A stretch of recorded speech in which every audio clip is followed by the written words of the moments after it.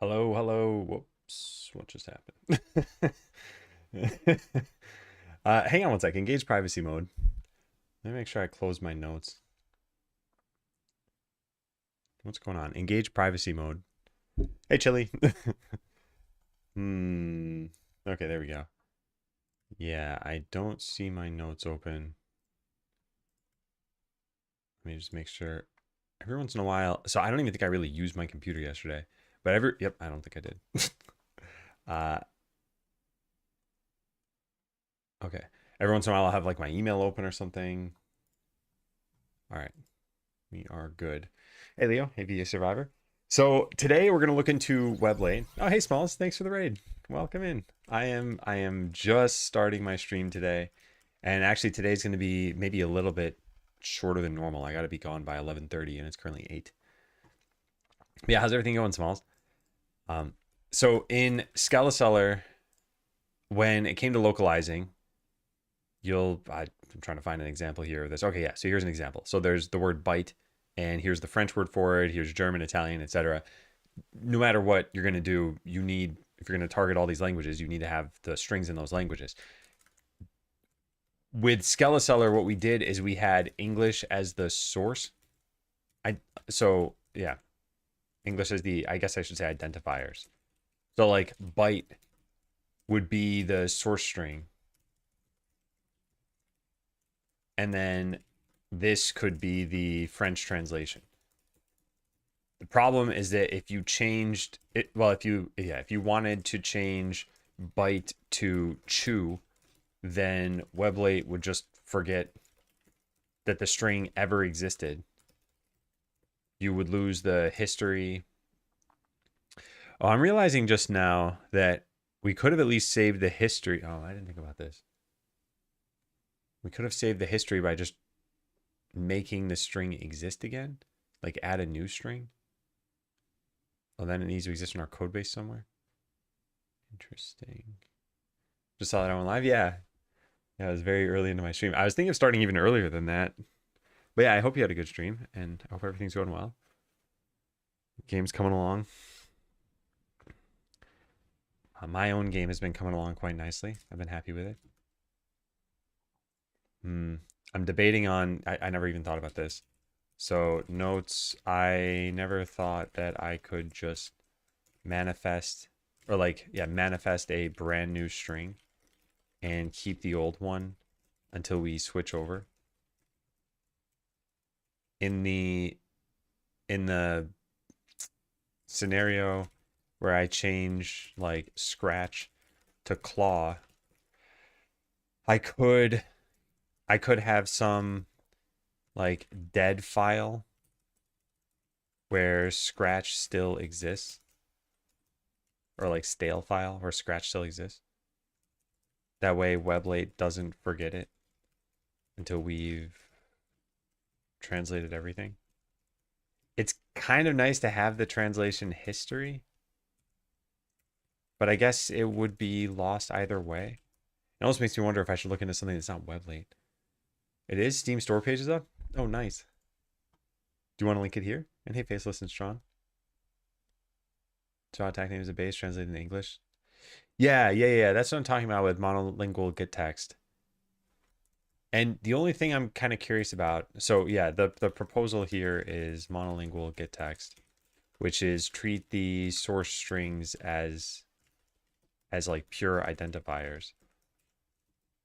So now the ID might be something like attack byte, and English would be byte, and French would be this.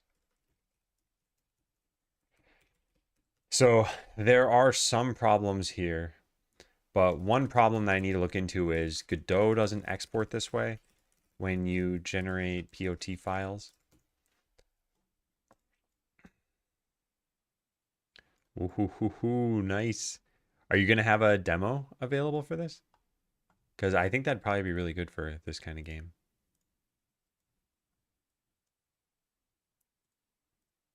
Yeah, it's looking nice. Last screenshot I saw was you'd made a shelf full of potions, I believe.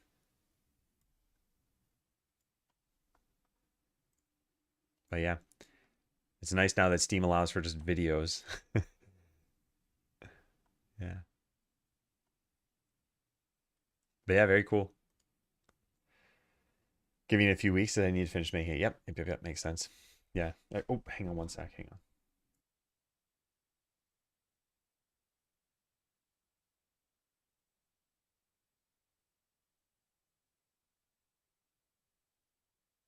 Okay. That's my wife calling really fast. All right. So Godot POT generation. Uh, uh, yeah. I don't know what we're supposed to do about this. I guess we should go look at Skeleseller for a second. Where did I put this? Submodules. Skeleseller translations. Isn't there a scenes file somewhere? Yeah, here it is. Okay, so I want to open this.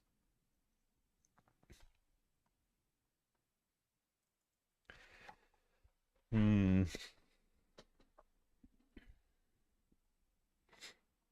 Hmm. Use English as the base language. Translators use the base language to translate to other ones. You can still use other languages as the base, but this is not common. I want to just use IDs as the base. I guess it'd need to generate an ID for each string. Like, how big of a problem is this? The other thing that I would like, maybe, so things to investigate. Can Weblate just remember the history of strings that have since been deleted? If so, this wouldn't really be a problem.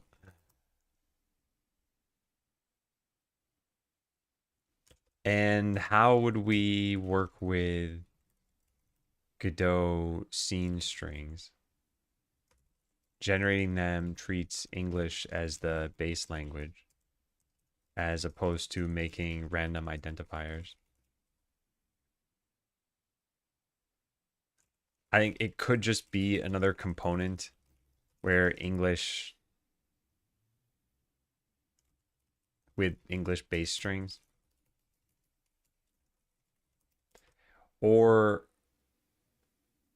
we could just never use strings in scenes. This is a bit unusual, I think. Especially for like easy scenes like the credits where like art or programming aren't going to change.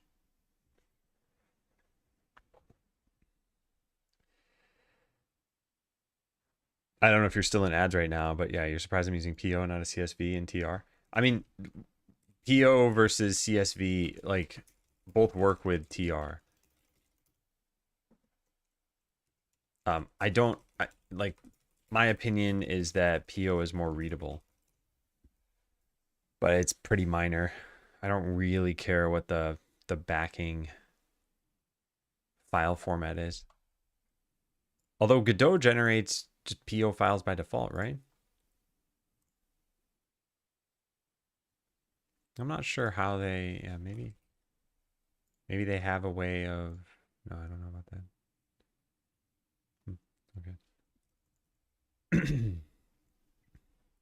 All right, well, I am curious about this stuff. So like Weblate, remember, whoops, history of deleted strings. String translation history is deleted. After changing a string in the remote repository, translations are deleted.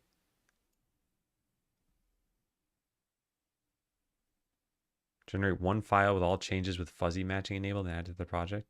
Translate the changes file using automatic translation.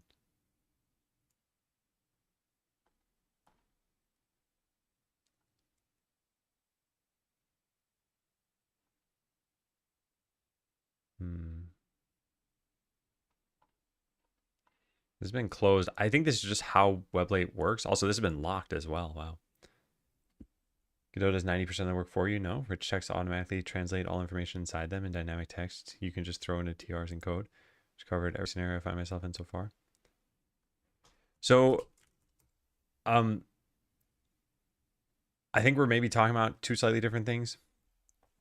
So, like, yes, Godot can translate scenes. but it's going to always translate to like with English as a base language, or like some language as the base language. It doesn't just use IDs. So when it comes to Weblate and like community-based translations, I think I need two components for this in Weblate, and that's not necessarily a problem. And like, yeah, in Skeleseller we had, actually I think we had two components in Skeleseller, which I'm not actually totally sure.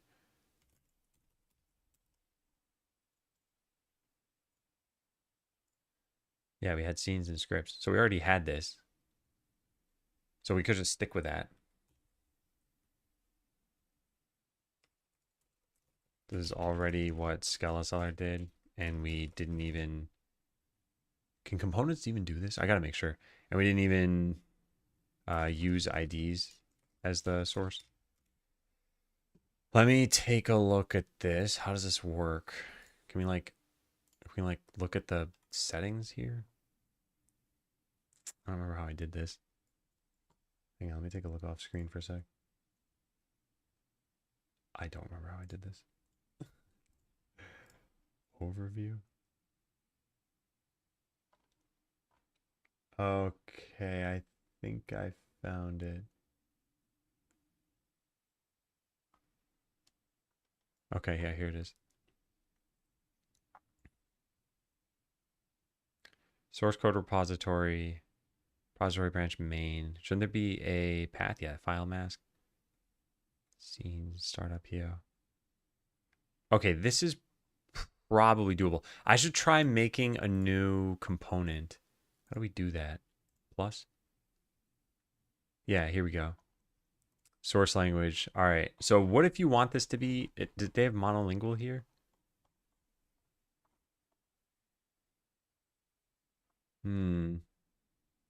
How do you set this up then?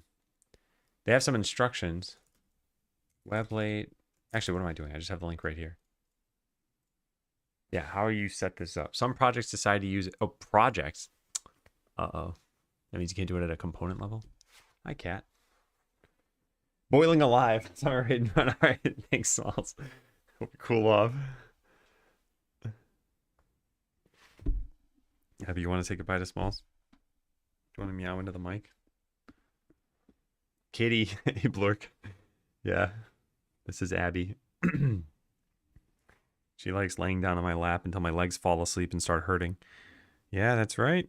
That's right. It's already begun. What a good cat. All right, this is supported. You have to choose this format explicitly when importing components into Weblate. How do you choose it? That's the part I don't understand. Like, what am I supposed to do on this UI? Where'd the UI go? Here. Source language, English. Like, what am I supposed to pick? And why is there no scroll bar here? There's like a billion languages.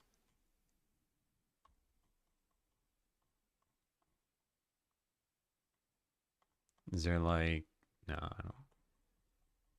Is there something all the way at the top? There's this bunch of dashes. Maybe that's what I'm supposed to pick.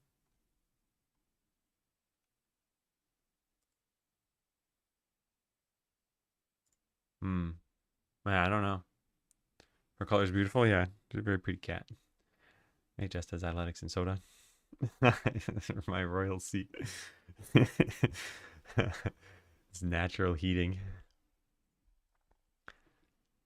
Yeah, I don't know how you set this up.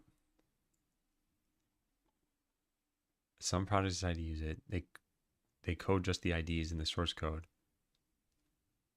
This is supported. They have to choose this file format explicitly.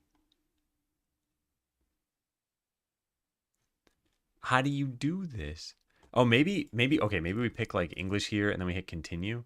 It's probably going to complain. Yeah. Testeroni. Continue. Please fill out this field. Sure, continue again. Scanning, supplied thing is incorrect. Oh my God.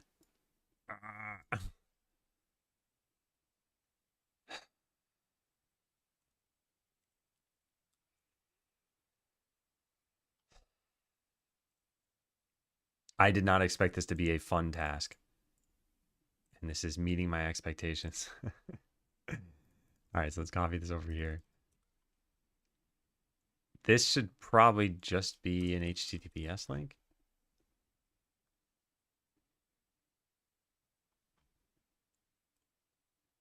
I don't know. Can I just hit continue here? Supplied configuration. Enter a valid URL. Here? What am I supposed to be doing? Oops, that's not it. I thought that was a GitHub link. I'm just not looking at stuff. All right, well, it's probably this, and I just need to do github.com/skeleseller translations. What is it? Adam learns /skeleseller translations. It's probably this. Continue. I just want to see what the next thing is. Oh my God. Push URL seems to miss credentials. Either provide them in the URL or use SSH with key-based authentication. I don't remember how I did any of this stuff. I mean, I wrote it all down. So like GitHub. Set it up with its own GitHub repo and email address. Repo should only have translation files. Email address needs to be anything. Let's use SMTP. Gmail will suffice. Do you remember anything from Scala? I remember a lot. I just don't remember how I set up Weblate. It was like a one-time thing that I did probably a year ago.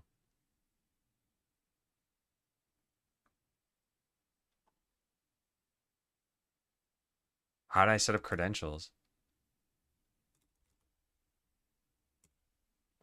When it comes to adding the GitHub repo, go to manage/SSH, add GitHub into add host key. They recommend making a special user. What, shouldn't this just work then?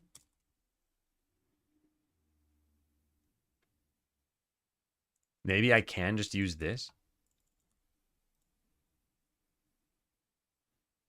Well, it's taking some time, so it's probably working.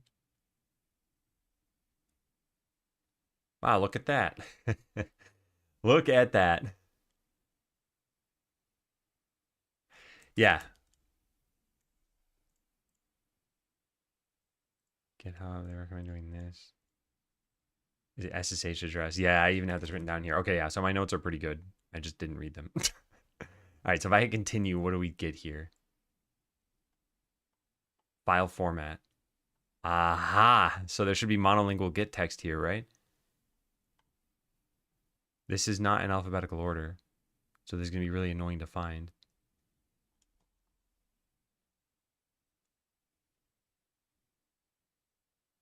Because I don't even know if it's in this list. And I mean, so far I don't see it. Ah, there it is. Gettext PO file monolingual.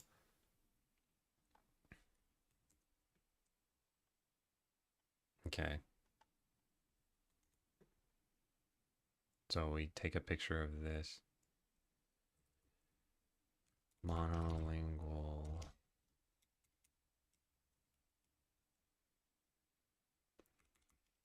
To set this up in Weblate, you would do so when making a new component after typing your GitHub URL.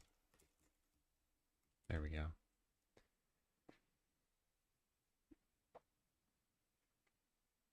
Can't write Ruby code if I tried today. You'd probably pick it up again pretty quickly.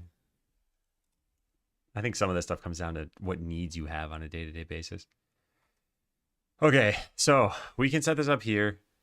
What is this? Monolingual base language file. Base file containing string definition for monolingual components.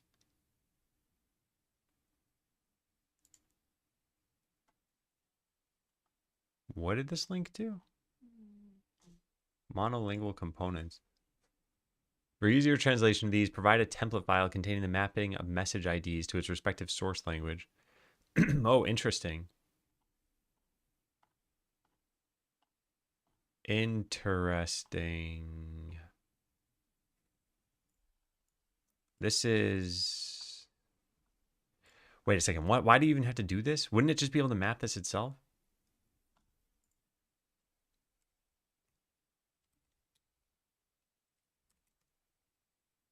What's this called? Monolingual components. This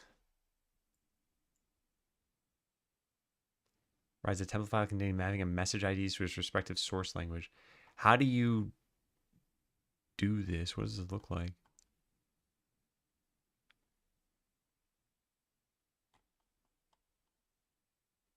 see component configuration for info regarding individual parameters.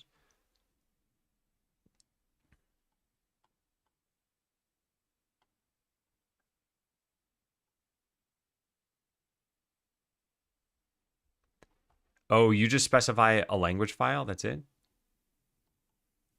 I'd love to see this. Yeah, I think you just specify English for this. I think this is what lets you specify English so that what can happen here? For easier translation. It's sort of like having English as your base language while still having like arbitrary IDs for the to identify strings. Yeah. Hey, Franken.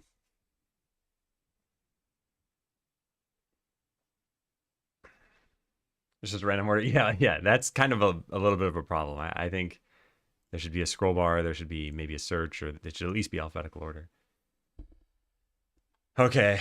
So, yeah, I can set this up. For Godot scenes, I wonder how often I actually wanted to change something. What's the name of this keyboard? This is a corn keyboard. And hey, so you.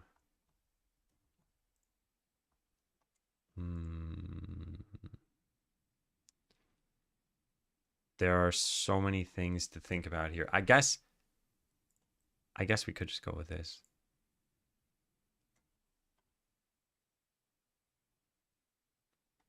Actually, I never finished reading that issue that we found. Where is that?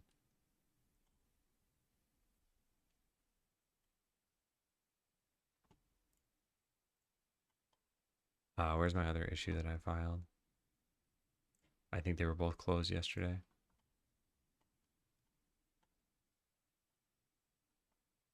Out of curiosity, what did they do to fix this?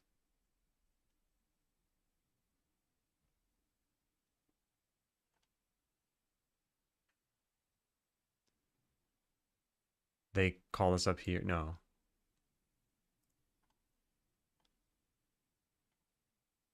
This, they did both of these things. This is actually not necessary. Oh, it's probably a better way of doing things. And then this, which means they must have changed their interface. They did. Okay, well, I'm glad I filed the issue then. So at some point I got to update. This is so fun. All right, update yarn spinner again, since both of my issues were addressed. Were the issues important? Yeah, I think they were. I got to go link to these then.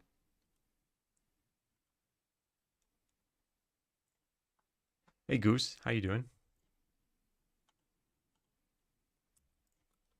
So for this one, what do we have to do? Like make my custom typewriter. No, not even that. Make my line presenter, or just revert line presenter, I guess. Did I modify it in the add-ons folder? If so, that's kind of stupid. Yeah, that is kind of stupid. I should have made a new line presenter. Did I do that? I did not. Okay, yeah, this is me doing a temporary workaround, but this would have gotten deleted if I'd updated yarn spinner. That was not smart. So I guess we don't have to do anything. Don't need to do anything since I stupidly modified the add-ons folder directly. And then the other issue is that I could use this. I just kind of want to see what it even is for. I could use these functions now. I'm still not totally sure what they're for. Node is a yarn block though. Hey Flair, hey Typical, and thank you. And rename yarn block to yarn node. All right, none of that was important. I don't know why I even just took a detour into that. Oh, because I had these tabs open and I wanted to close them. Because the next thing I want to look into is this. Like, what do they say at the bottom of this?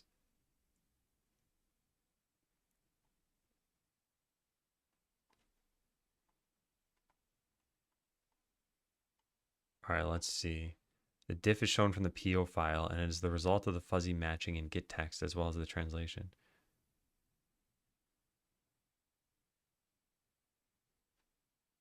There's no logic in Weblate to match removed strings and added strings, so the behavior is correct. If you use fuzzy matching, gettext takes care of this based on its built-in logic.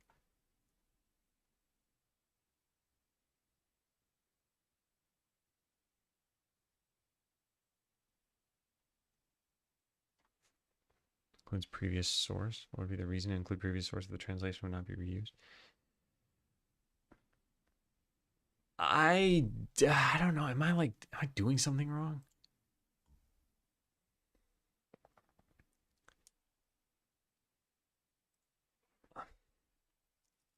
Then I run into the issue of losing history if we change the English string somewhere. I don't remember how big of a deal that was for Skeleseller because I didn't really change a lot of strings at some point. And I have to remember when I wanted to change a string and then didn't.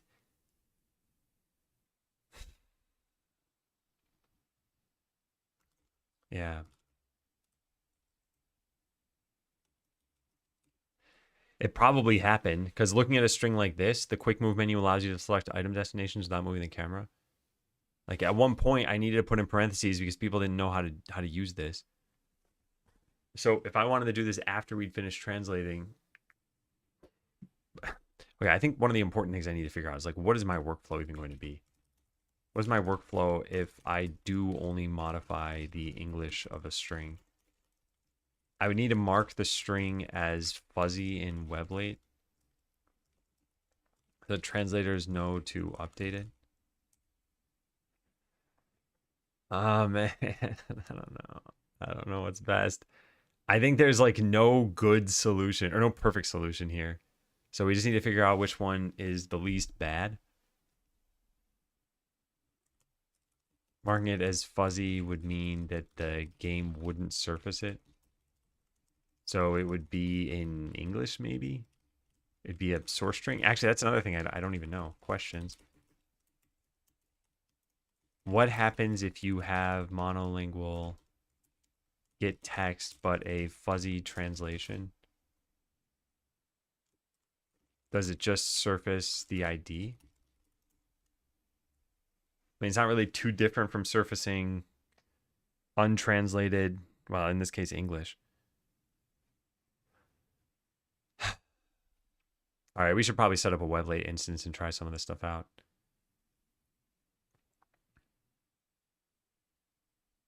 Because, yeah, I'm curious how this is going to work.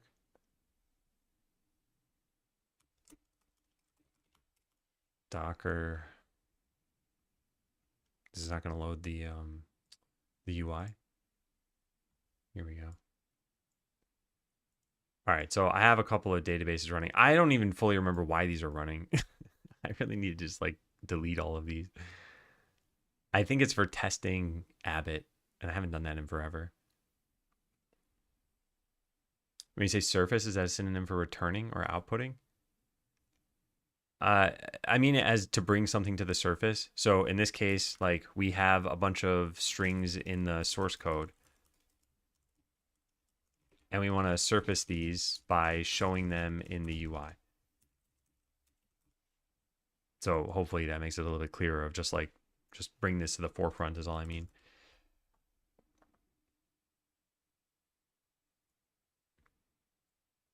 Well, in this case, I meant a string in the translation file being surfaced in the game, so shown in the game. So should we just set up Weblate and try this stuff out? Set up, install through Docker following these steps. Installation. Clone this. I think we already have this. Yeah, just displaying them, yep. I probably put it in here somewhere. Yeah, here it is. Git remote -v. Docker compose. Yep, here it is. So I need to probably pull a new one of these things because do I have any like secret files on here? I shouldn't. Create a Docker compose override .yaml. All right, what does that contain? Docker compose override. Oh, dot override.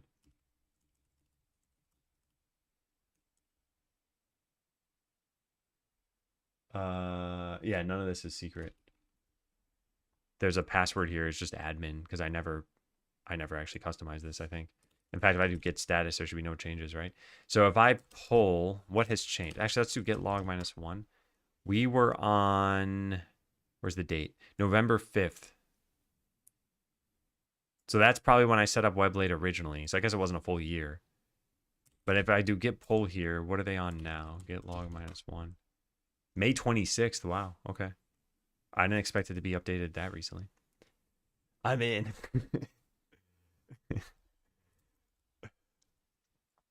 All right, so this file probably didn't change at all, right? Oh, it's not in my history because I did it. Docker compose.override. Yeah, this is probably literally the exact same. It looks like it's the same. I don't need to compare line by line. I know I can diff it. All right, then what? Start Weblate containers. Docker compose up. Enjoy your Weblate deployment. Wow, enjoying it is on the specific instructions. So if you don't like Weblate, they could just say you didn't follow the instructions. All right, if I recall correctly, this takes a little bit of time. And it's going to eventually spit something out. We should see this over here, right? Yeah. Weblate, let's see, cache database and some Weblate web thing. Deleting, compressed, auto scale. It should have all the containers online already, right? Yeah. All right, so maybe we're in now. Localhost. I don't have localhost 80 here. Hello? Yeah, here we go. Hey, wow, look at that stuff. What's that doing there? Apparently I never deleted delete me. Oh boy. All right. Well, we can make a new project, I guess. I don't know how. Oh, I probably need to be signed in. Sign in. What's my username and password? Temp, Weblate, Docker, cat, Docker compose override. Username is not a username, it's an email. And then password is admin.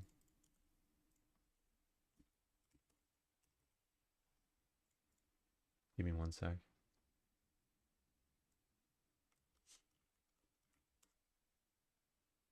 Okay.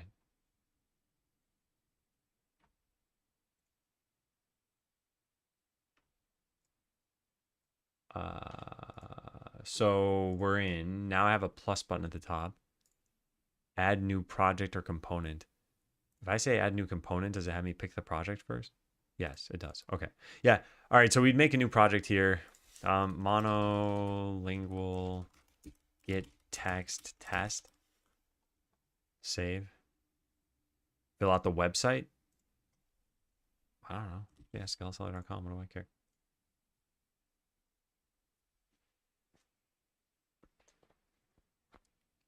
Needs an asset somewhere that's a graphic which says placeholder delete me.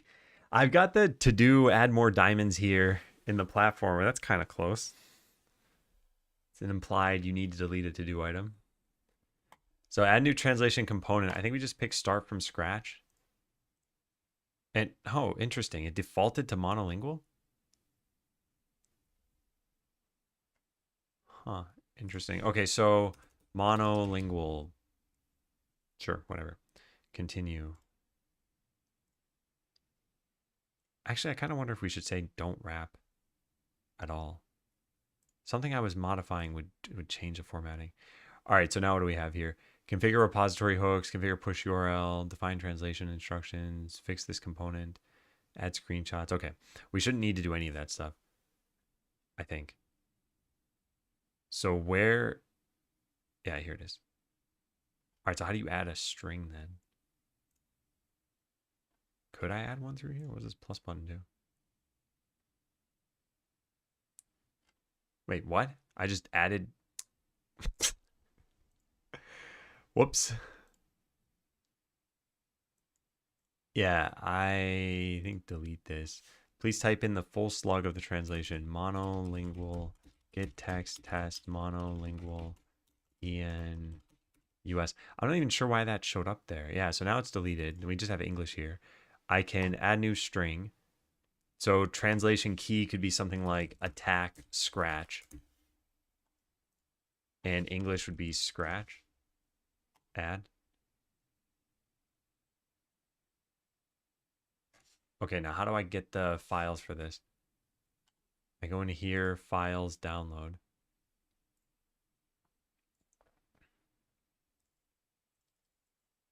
So here it is, en.po.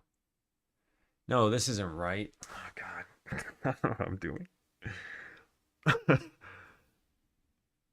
Yeah, I clearly don't know what I'm doing.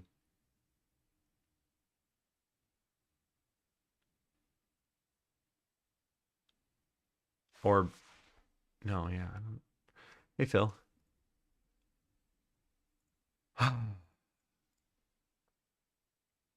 What am I missing? I think I'm missing an understanding of what I'm supposed to be doing here. Let me read this thing again.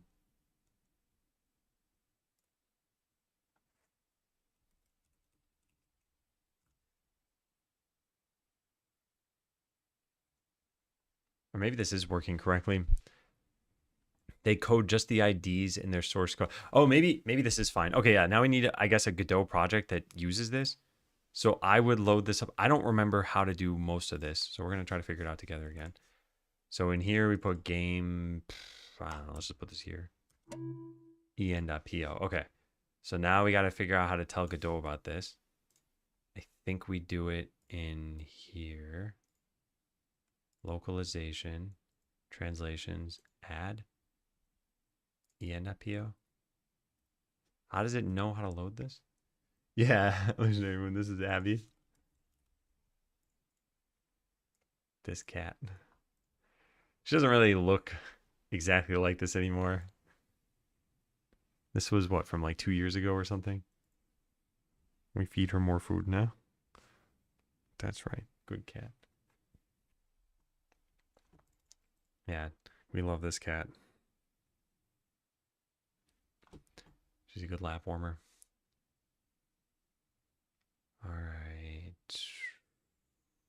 So I should probably open up how Skeleseller did this stuff.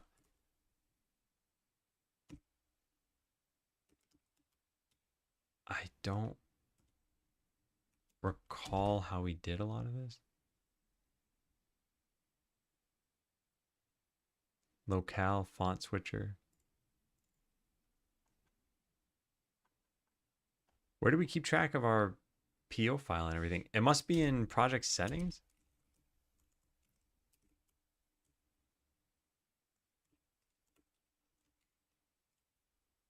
Yeah, here it is. Oh, each file knows what language it is. Okay, that's why. I was like, how do you just manifest files? All right, so then we can just change this here too.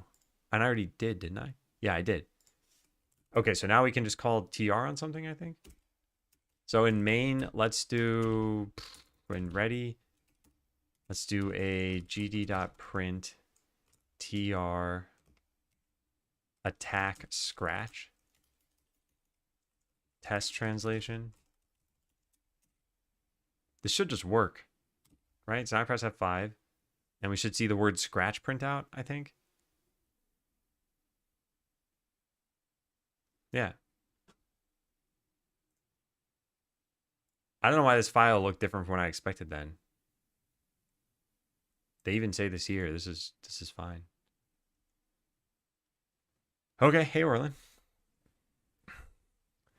So what happens if you have monolingual get text but a fuzzy translation? Yeah, so what happens if we do that? So how do we do that first? We go over to here, we click all strings, needs editing, and we hit save. Now when we run this, it's going to say attack scratch, I think. No, it still says scratch. What?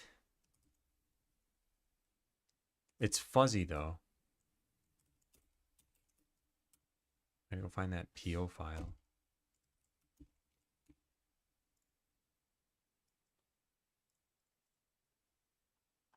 No, it's not fuzzy. What? Did I not save it? It says needs editing. Oh, right. I did not save it because this is not automatically connected to my repo. I had to download the files. So we got to download them again. And now we're going to find that the word fuzzy is there in a comment. I'm pretty sure I know the format, but just to make absolutely certain, let's load this up. Yeah. Okay. Yeah, it's pound, comma, fuzzy. So if I do this and then run the game again, I think it's going to say attack scratch now. Yes. So if you have a fuzzy string, it works just the same way as if you had a fuzzy string with multilingual gettext. So we've answered that question. Yes, it just surfaces the ID. Okay, what's my workflow if I do only modify the English of a string?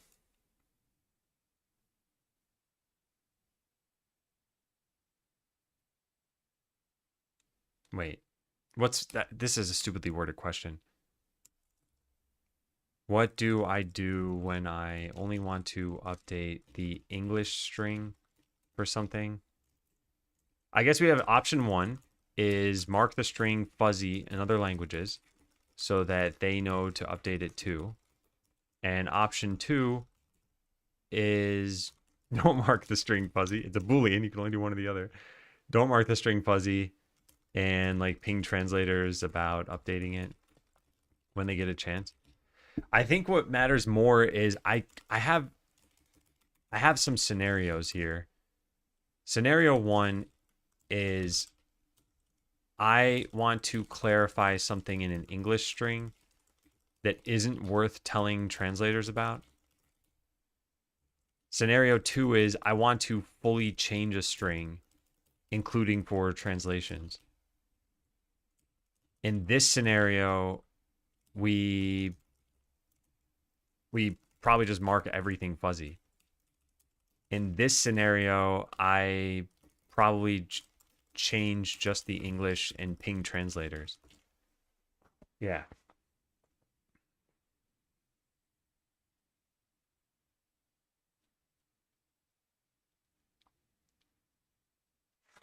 Yeah. So while fuzzy, it will surface the ID of the string, which is helpful to no one. It just indicates there's an error, pretty much. All right, so those questions have been answered.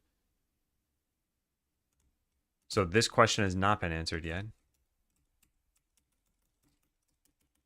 And what do we do about string history? This is kind of the whole reason to use monolingual gettext. By the way, after we've answered all these questions, we need to go set everything up. That's going to be a gigantic pain. So like my to-do items here is make a new GitHub repo, make a submodule in SIABT's repo, make a README about this in our repo. What else do I have to do? Make sure people have permission to make edits. Make sure projects have separate permissions. Maybe ask someone to help test this. Make the project on Weblate on my mini PC. And what else do I have to do? Write some notes about this stuff. All right, so we still got to look into this. How will this work with Yarn?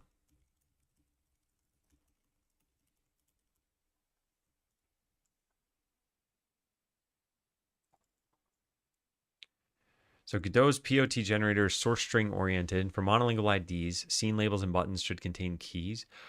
Oh, I think I understand. I don't think I like this either.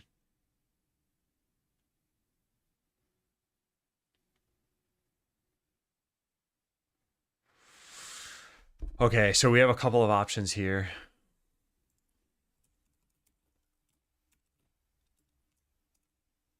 So option 1 is just use English as the base language for Godot scenes. Option 2 is if I'm not mistaken here. Let's take a look at this. So let's just go make a new scene. It can be literally anything. We just add in a label here, and we call this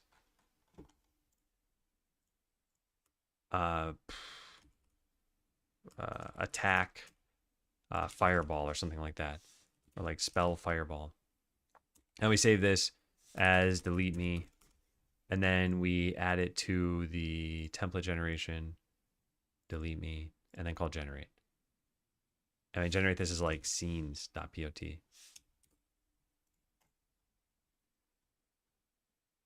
And then hit close, and now our scenes.pot file should have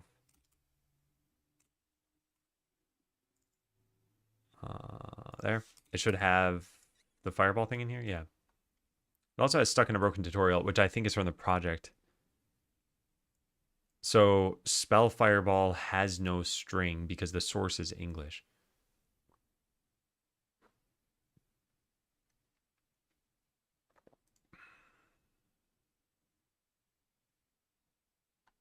Did I miss something from this?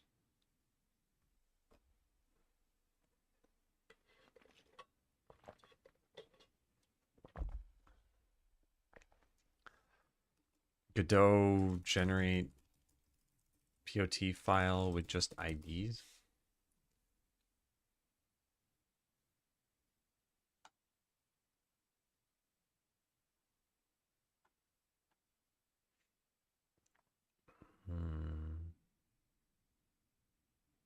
Edit the POT and PO files directly with text editor and add your translations. We could write our own generator for this, right? How hard would that be?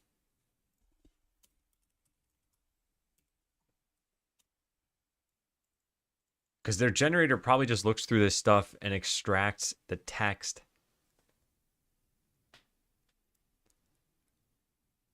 We could look through TSCN files and extract text. But isn't there something else this has to do?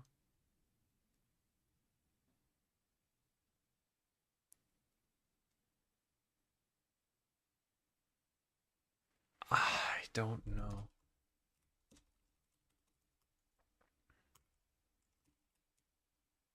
Scenes underscore. Where's scripts? Yeah, scripts is there too. Okay. Yeah, so I think if we have a PO file for English, we should be fine. How do I test this?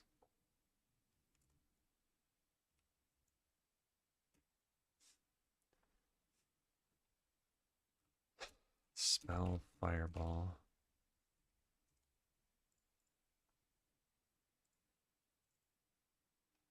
Yeah, here it is.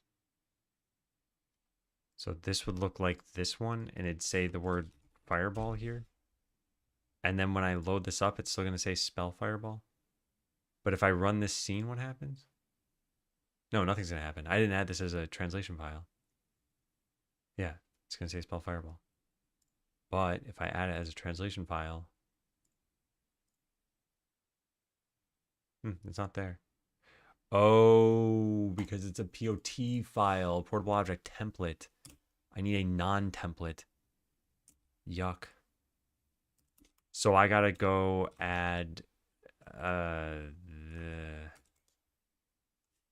let's open this in VS Code and save this as like scenes.en.po. And then spell fireball is fireball. We save that. We go add this into Godot. And now what? When we load this scene, what happens? It still says spell fireball. What happens when we run it?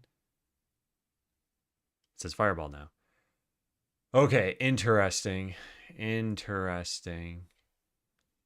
Can we have this use English by default then? Preview English.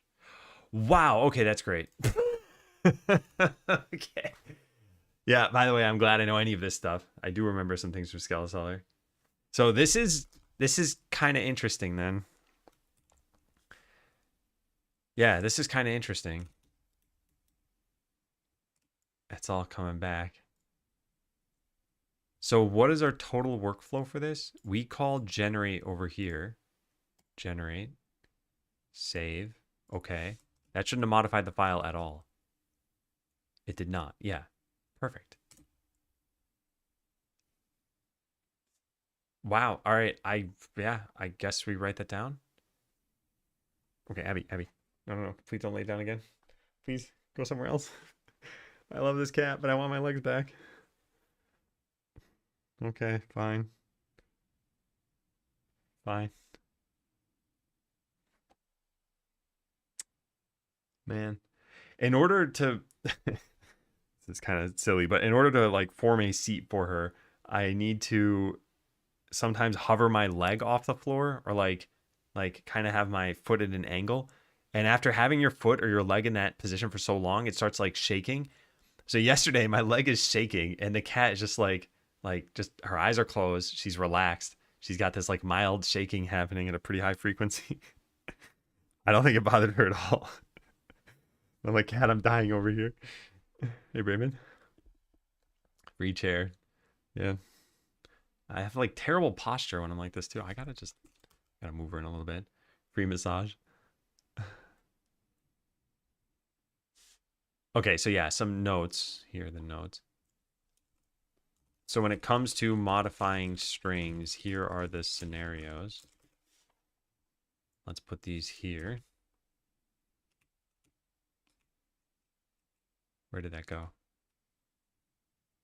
Here. Okay, how do we work with Godot scene strings? So let's write that down. Working with Godot scene strings. You would probably just manifest IDs like spell, or maybe like, I don't know, like title, screen, label, new game. Then generate the POT file as you normally would. Then make an English.po file. Specify new game for the string. Then in Godot, preview the English translation. And it'll show up fine. Well, how does that show up when you edit the string, though? Okay, this says spell fireball, but the text... No, that's wrong. Yeah, this is perfect. This text says spell fireball, or the ID, whatever, and then this says fireball. That's perfect. So what other dollar in this chair? Yeah, I don't know if she liked it, or if she was just very tolerant. Like, should I be jostling my leg every time she's sitting on me? Because she does something that always cracks me up, which is I'll be gaming and it depends on how she's sitting. She'll either sit on my WSD hand or my mouse hand, and she just falls asleep with her head on my hand despite whatever movements are happening with the mouse or the keyboard. I don't know how she sleeps like that. And cats are very alert. Like if you stepped into the room and she was sleeping, she'd like wake up and look at you. But then there can be an earthquake happening under her and she's just like, yeah, I'm comfortable. So I don't get it. I don't get how this cat operates. Yeah, I like this solution. The alternatives are use English as the base language, or don't ever translate via Godot scenes. Oh, another thing we're gonna have to do is change the code at some point. Change the Godot scenes so that we don't auto translate everything.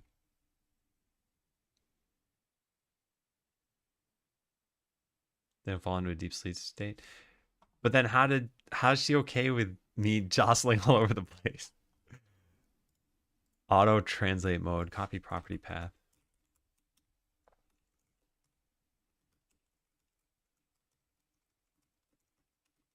Here we go. How much she trusts me. She feels safe no matter what your hand is doing. Yeah. She definitely trusts us quite a lot. And I always find it kind of crazy because it's like you're whatever 5-10 times their size and you are like lumbering toward them. She doesn't even move out of the way. The only time she'll do that is if I'm holding something heavy or big. Like if I have a large box in my arms, then she'll move out of the way when I'm walking toward her. but yeah, otherwise she doesn't care.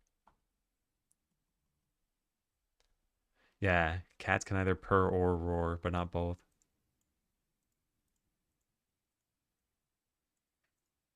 I wonder if house cats could roar. Would it be scary? Maybe. Some dogs are small and they've got scary barks, right? It just blocks my way all the time now. No matter what. Doesn't matter what you're holding.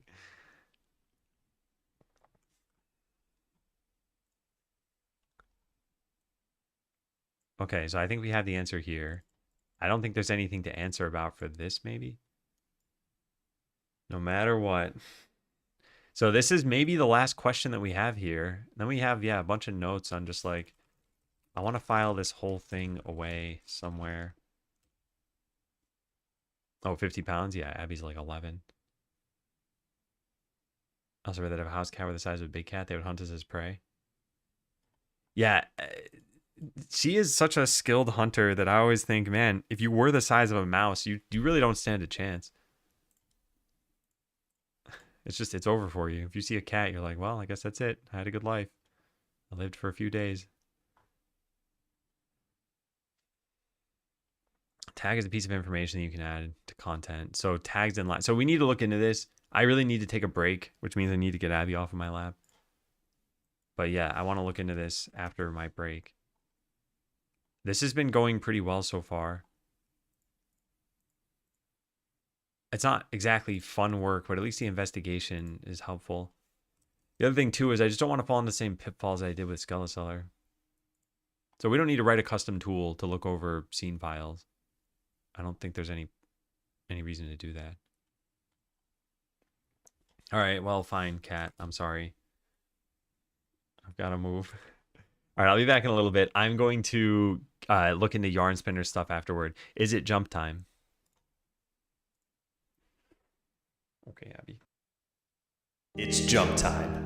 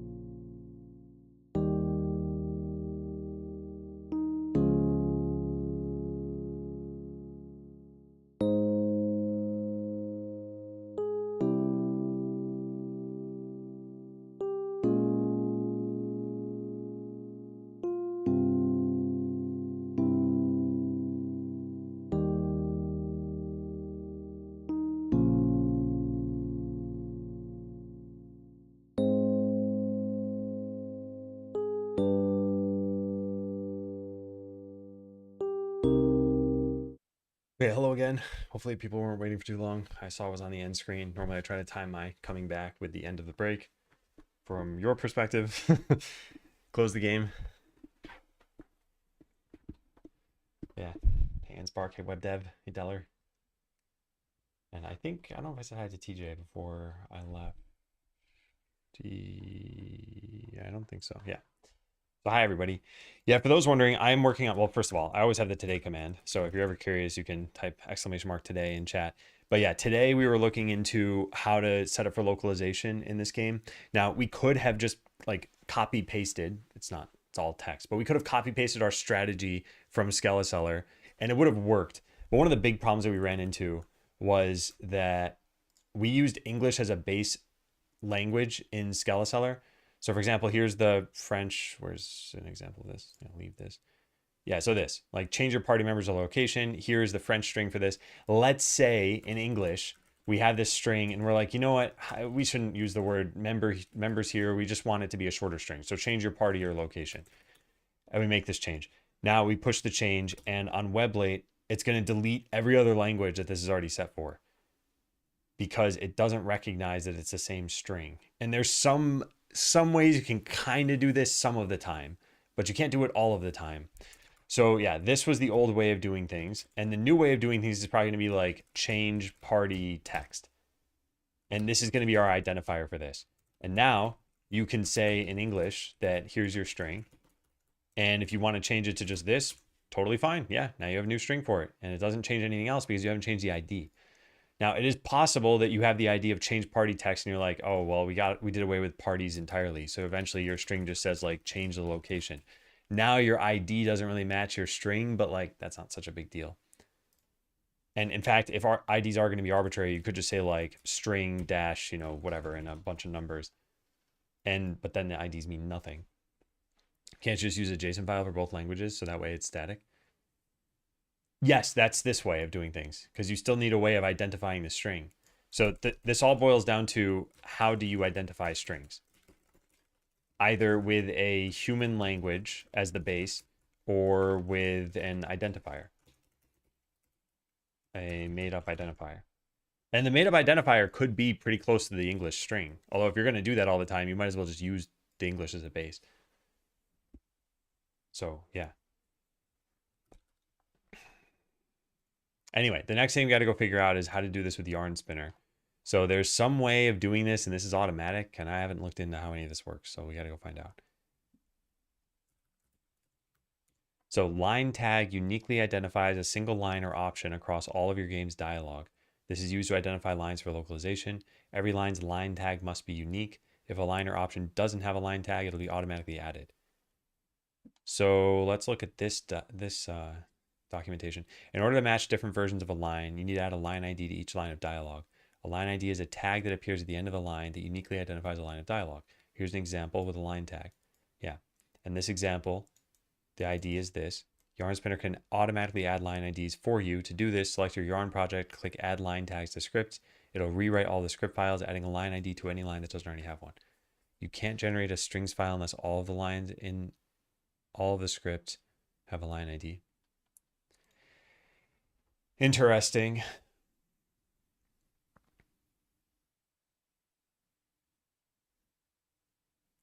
So I looked into this briefly, just very briefly before to make sure this was possible, but I did not do a lot with it. Yeah, I did not write anything about localization in here, unfortunately. Does it auto flag the translations for updating? So the way that works is there's a needs editing checkbox on Weblate. What this controls under the hood is the fuzzy. I don't have this here. Yeah, this. It'll add a fuzzy comment here. So let's say here's an example. Like this string is not up to date. And if it is up to date, then you'd go into here and you'd uncheck needs editing, meaning that you've done this correctly. So yeah, that's how you would keep track of that. And then if a string is marked as fuzzy, then it will not be surfaced as the translated string in your game. So if you take a look at this, this says test translation, and we tried translating attack scratch. If I just hit the play button right now, because it was fuzzy, it's attack scratch, which is the identifier.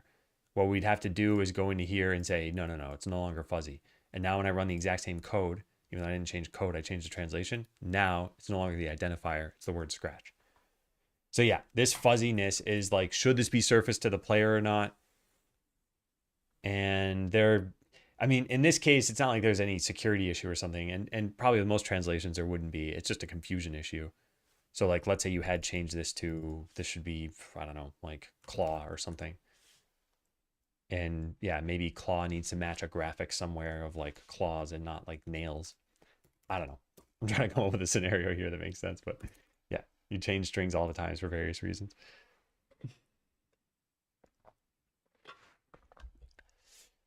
Okay, so we can add in lines, and I looked at this a while ago. Let's go find this. Maybe farm game.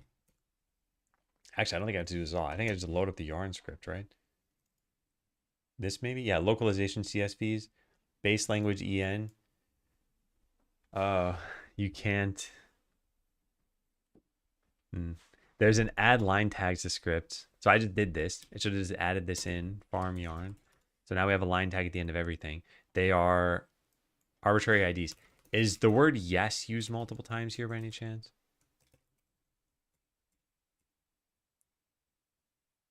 There's one yes. Do I have any other yeses here? No. Wait, yeah, right there. There are two yeses. So do these have the same line IDs? 011AFC, whatever. No. They are different. Yeah, this is how it should work, I would guess, because it doesn't know for sure what the context is. The word yes doesn't really have any other meaning, but let's say it was, I don't know, this word. This could be like you cry tears or that you tear a sheet of paper. So just seeing that the word is the same doesn't mean anything to you. You have to know the context is the same. So I don't like this though. Because, well, let's see what happens here. So now we got to go generate the file. Export strings and metadata as CSV. Let's go try this. We'll call this yarn.csv or yarnen.csv. I don't know, just yarn.csv. All right, so now open that up. Yarn CSV.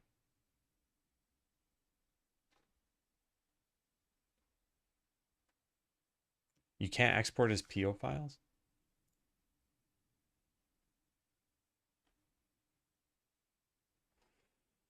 That's not a huge problem. I don't really care about that too much. Yarn spinner PO export. Export as CSV. No, okay, that's probably fine. But the base language is English. So now if we import this into Weblate, did I mess this up? I don't know what this used to say. Yeah, I don't think there was a G at the beginning. Language. Which languages do you speak?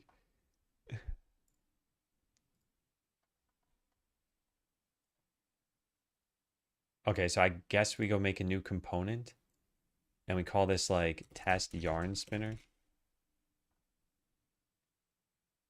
and upload translation files.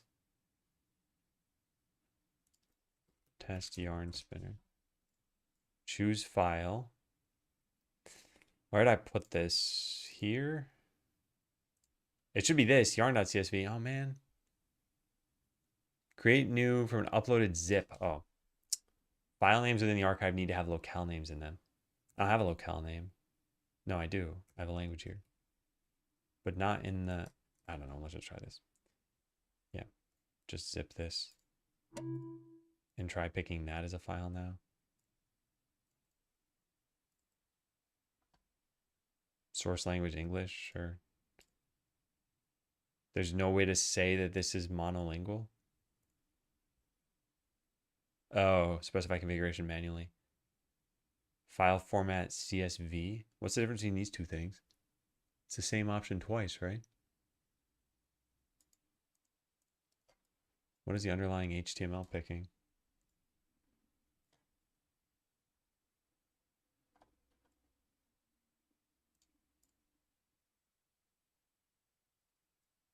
ID discovery 2 and 3.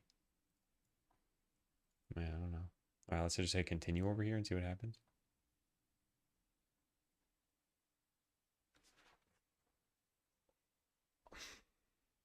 Supplied configuration is incorrect. Could not find any matching language.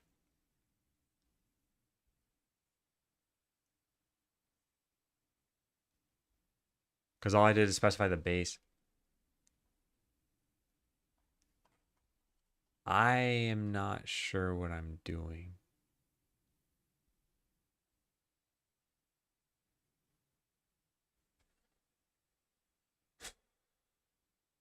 I mean, maybe I should have exported this as like yarn.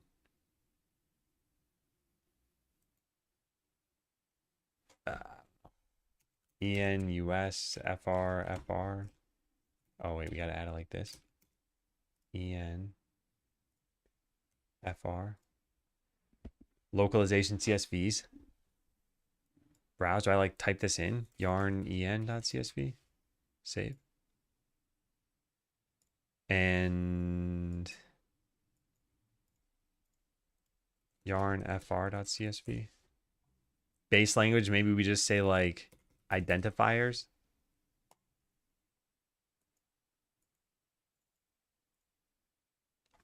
Okay, I don't know what I'm doing, but let's just keep trying this. So this doesn't need to exist. Where did it save all that stuff? I don't see any of it. Do I need to? No, maybe I type like yarn.csv here. We don't have French. The word identifiers doesn't show up.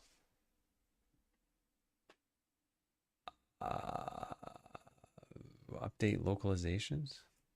Updated the following files: yarn en, yarn fr. Okay. There's a .translation file. I don't know what that means. Maybe that's some yarn specific thing. But then there are the CSV files. So this is en. Yarn fr. Are these marked fuzzy? These had better be fuzzy. I got to figure out. I don't know half of what's going on yet, and we're going to figure all this stuff out today, but yeah. I don't know yet. All right, well, delete this. So compress this, and this. It's archive.zip. Load up archive.zip.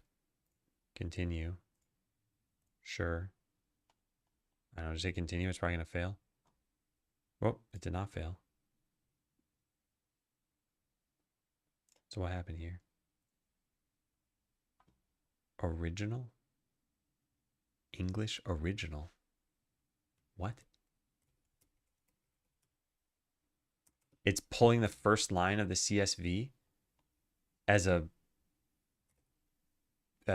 string to be translated? Strings are read only. So in French, what do we have here? All strings. What if I say needs editing?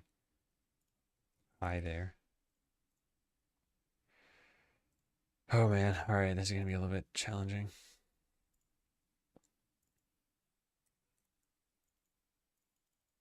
So if I load up the French file now, hi there should show up. It doesn't.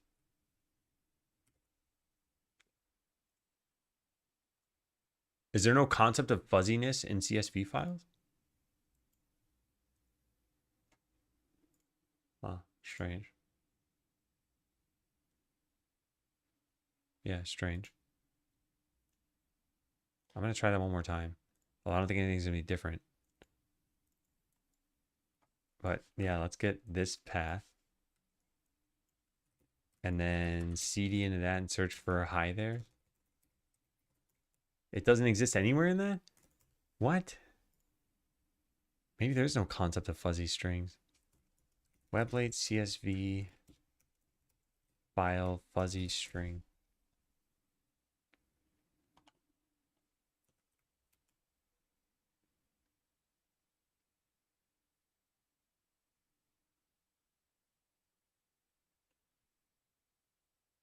headerless files.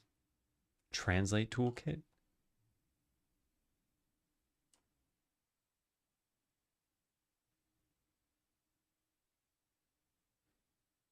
Remember to define monolingual base language file when your files are monolingual.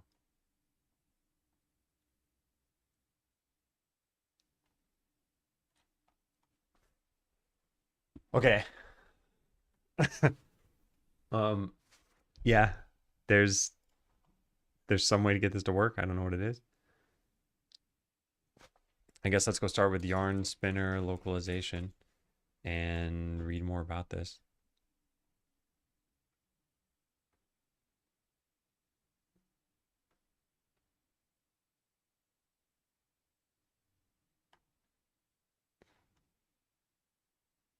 Translate exported CSV, import translations back into your project.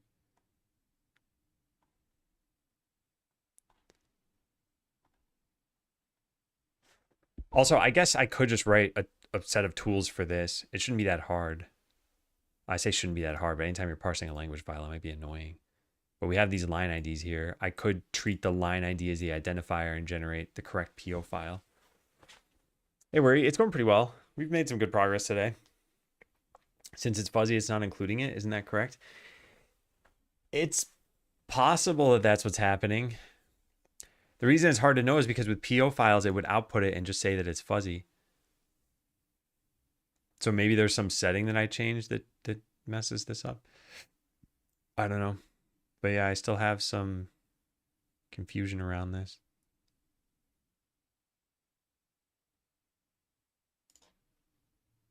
Oh, wait. Row updated. I have to click change here to make that change. So wait, that was never done.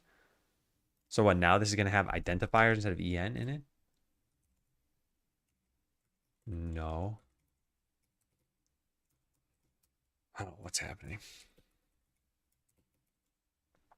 Oh, there it is. It's in the yarn project. I see. Base language goes in there. All right, I still can't figure this out exactly. So the line IDs are self-explanatory. I want to get those to be the IDs of the strings though. And we have that here. That's, yeah. Seems like that's already the case. How do we get fuzzy strings to work?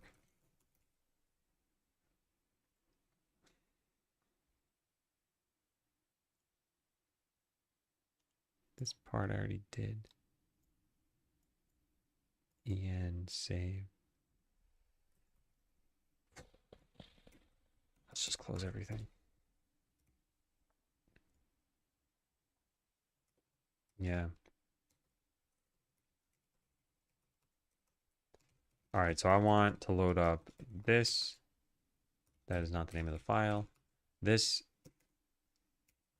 and this and this. Now, why are these files identical?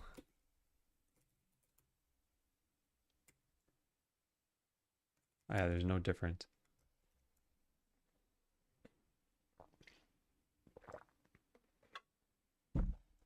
There shouldn't even be a translation in here.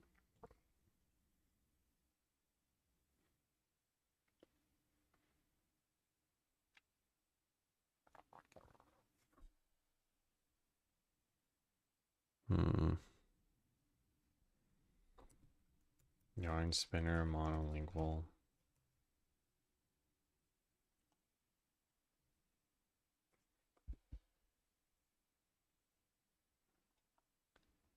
Yeah, I don't think we're gonna find anything extra here. All right, well, what else do we have here? Specify the base language. You then add unique line ID tags to each line that identify each line.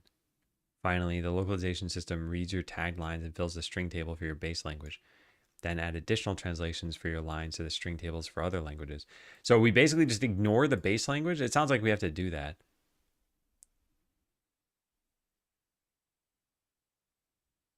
You can change the language of that. Yeah. Yeah, it sounds like we just do that and then ignore it. Okay. Yeah, I think we just ignore the base language.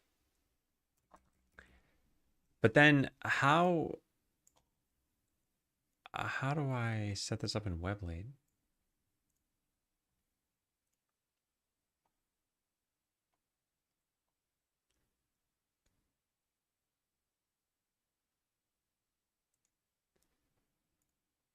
all of these are read-only.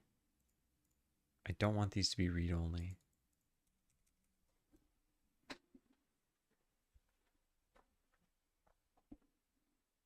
I think the problem is this is not set up with monolingual anything. So let's just delete the whole component. Are you absolutely sure? Yeah, just copy paste this. Okay, component is removed. So now we go add in a new component. And I don't know, upload translation file. We pick, let's go produce this again. Whoops. I want to delete most of these things. And that, and probably these.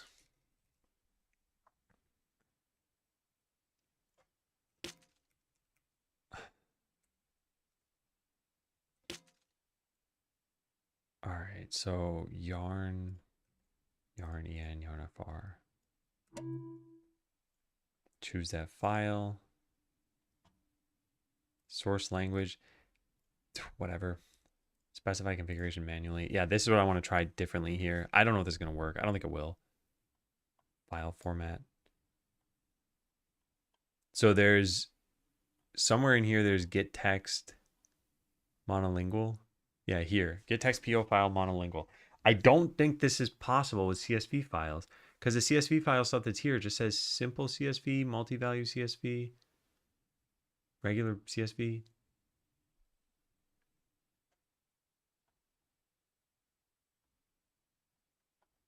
Huh. Maybe it's not possible.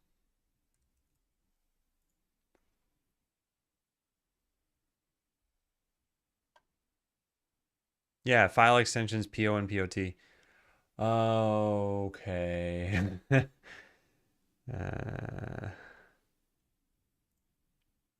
Yeah, so the problem is that monolingual gettext only supports .po and .pot. So we could convert from CSV to PO.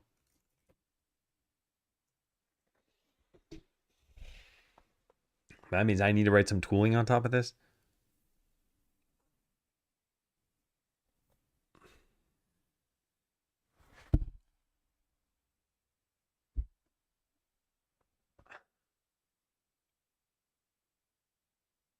There's one other problem, which is how do we automate the yarn spinner parts of this workflow?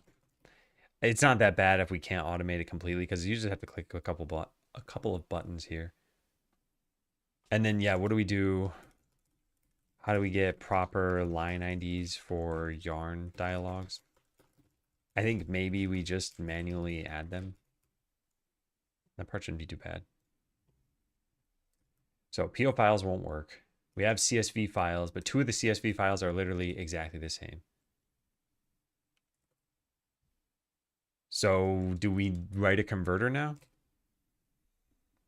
It seems like it.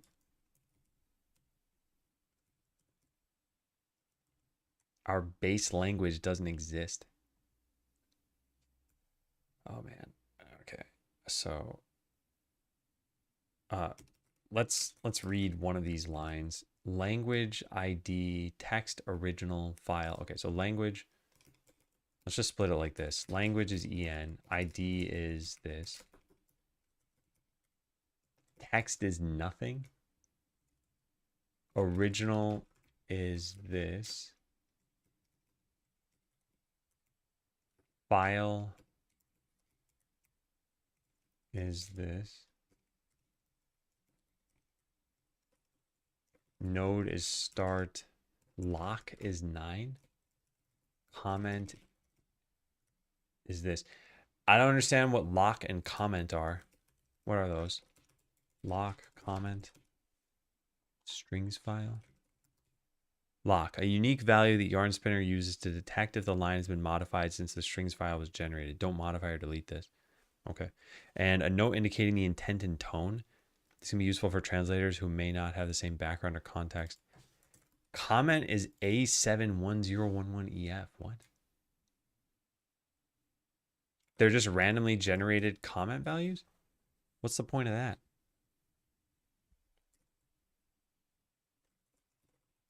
Yeah, what's the point of that?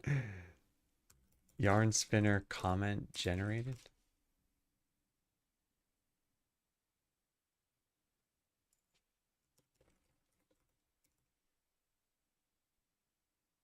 Huh. I don't I don't get why they would make one. Why wouldn't it just be empty? No, I probably don't care.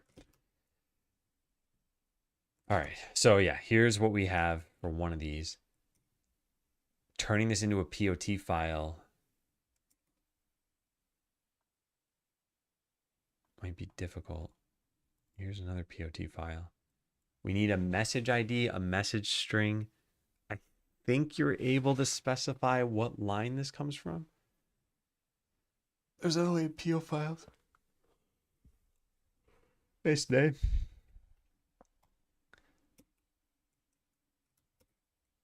Scenes.pot. There are no line numbers here. Are those only in PO files? Maybe they are. Does that make sense? We don't have an English PO file. We have this one though. All right, what do these have? No, I guess scenes don't ever have them. It's just scripts. Aha, here we go. Okay. And we have context. Context, I guess, would just be something I plug in, maybe. Yeah,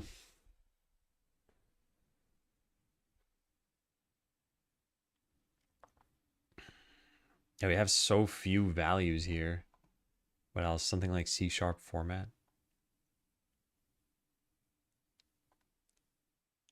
Any other things? Not really.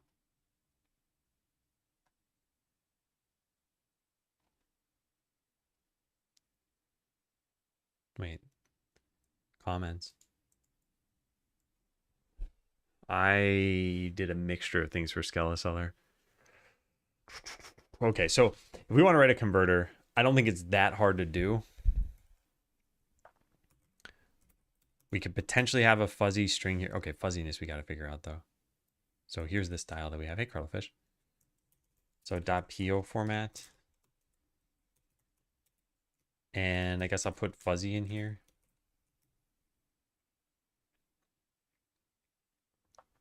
So the converted form would look like this. We don't have a line number, but we have the file. The file's here. The file also contains res. We could delete that if we want to. We could just say resources / yarn / farming.yarn. Actually, the file is probably not even helpful, is it? Maybe we should make a different component for each script. Maybe that happens automatically. Okay, so what happens if you have multiple yarn scripts? Does it export to a single CSV file? The reason I'm asking is because it may change how we provide context to translators. I think the file name would be helpful. At least knowing that it's like farming.yarn is good. So that's good. Now what do we have? Context. Context doesn't exist for this. Although we could parse tags. We have a tag somewhere. Where's that? For some special thing that I did. Where was that? Has hide if. There it is. Does hide if show up in here? Hide. Line metadata. Interesting. Where's that? Line metadata. Last line. What is this stuff? Hold on a second. This is supposed to align like this. Language is EN. ID is line. Text is blank. Original is tutorial man, blah, blah, blah. File is this. Node is detail. Oh, line number's in there. Did I miss this? I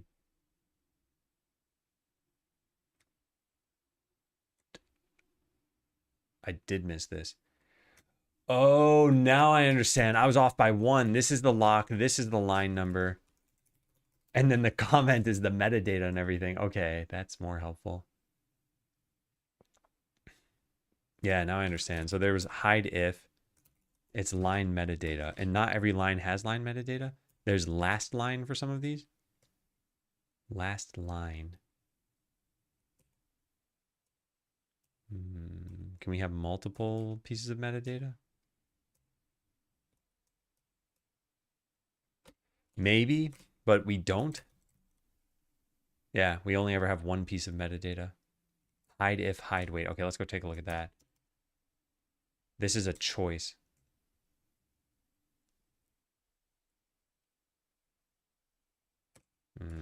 Okay. Well, let's go back to this for a second then. So converted thing. So we do have a line number 9. Fuzzy floating text. Yeah, so how do we figure out? I'm converting from CSV to .pot and merging it with what we already have. We already generated. Already have saved. Oh man, I don't like this. Isn't there some tool that we use for that? Message merge. Merge message catalog and template. Def.po is an existing PO file with translations, which will be taken over to the newly created file as long as they still match. Comments will be preserved. Extracted comments and file positions will be discarded. Oh man, okay, we may need message merge for this. This is kind of crazy. This is kind of super crazy. All right, so context, I guess, would be whatever the comment was, if it existed. The message ID would be the line ID. The message string. Well, this is a PO file. I guess I wouldn't have this here, although it could. Oh man, I don't know. We need to test this whole thing. This is not a one-day task. This is a multiple-day task.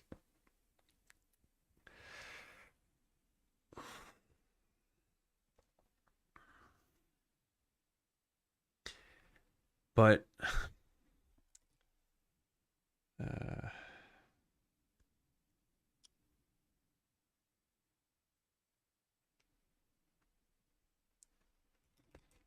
how will we specify dialogue for yarn? Are we still able to do it in English? That would make it a lot easier to work with.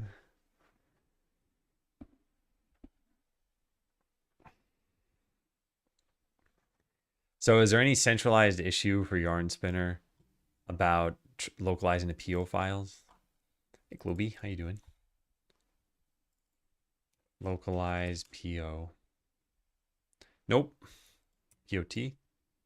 Nope. Let's just search for CSV. Still nothing. So no one's asking for this?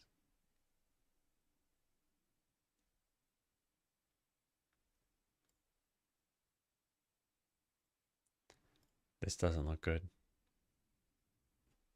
Select markup is frequently used for gendered cases where a variable or function supplies a value so the line can be adjusted based on a character's gender. For flip breaks, if an additional localization needs that gender value for a line where select markup isn't used.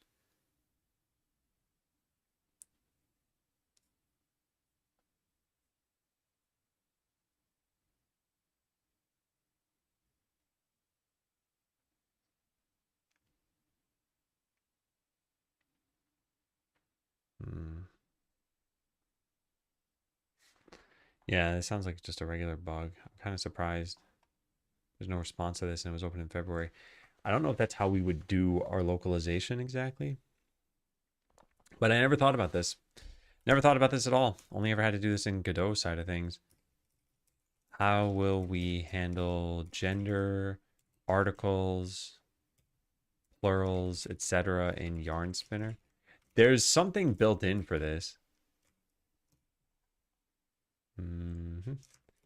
plural, gender. No, they don't talk about this. Well, let's think about it. Let's say there was some line saying uh,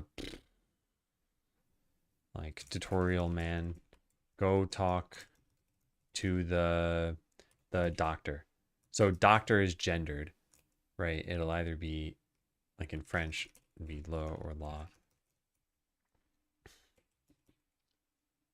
And in our case, I guess we would know the gender. So it's only if it's dynamic. So like let's say the player chooses their gender in the game, then you need to change this. I guess you just need two different strings here. Yeah. So we'd have probably like a select. Yeah, I don't think this would be an issue. I didn't even know the select thing existed. But yeah, value equals some like gender here. And then we either have go talk to the doctor, F equals. I mean, I think it's just exactly the same. But something like that. And then we translate these strings. Maybe that works. Although this structure would be annoying. The other way we could do this is like this, where we have if gender equals M or something. I don't know if this is the right syntax. I don't really care. And there'd be like an end if here. And then we have tutorial man, go talk to the doctor. And then same thing else. Again, do not know about the syntax here. And then for French, you just see two different versions of this. And you change it. I don't know if this is even going to be a problem in this game, though. I think the genders are just going to be set for each character. You won't get to pick. So it just won't be an issue. Quantities could change, though. Could say something like, tutorial man, bring me num apples, apples. So now this would have to be pluralized. Yarn spinner, localization, pluralization.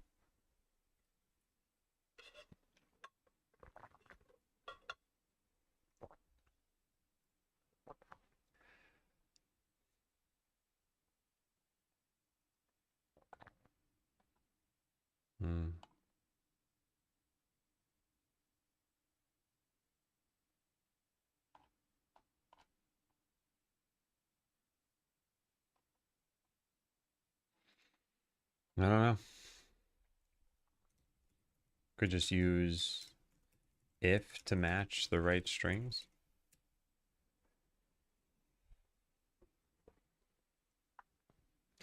All right, well, let's go answer some of these questions. What happens if you have multiple yarn scripts? Let's go add one.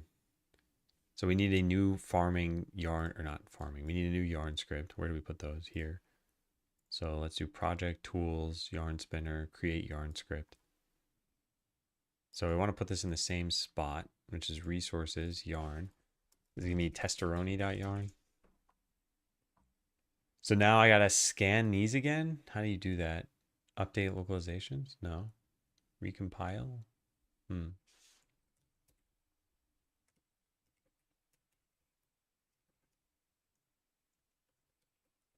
Hello world. I think you can do that. No, that's, well, maybe that works. Yeah, that probably works. All right, well, now we have a script there. I don't know if I do add line. Yeah, added the line here. Okay, and I found it.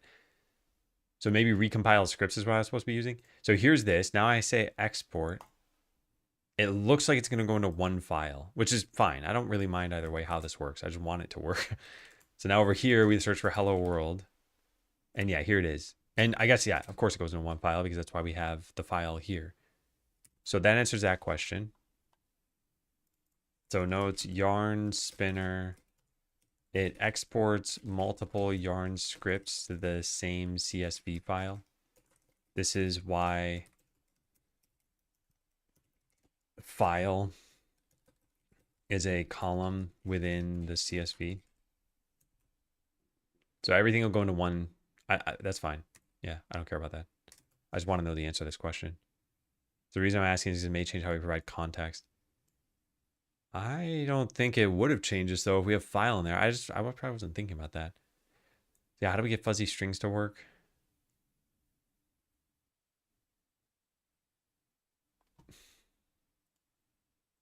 And do we even want this to be monolingual?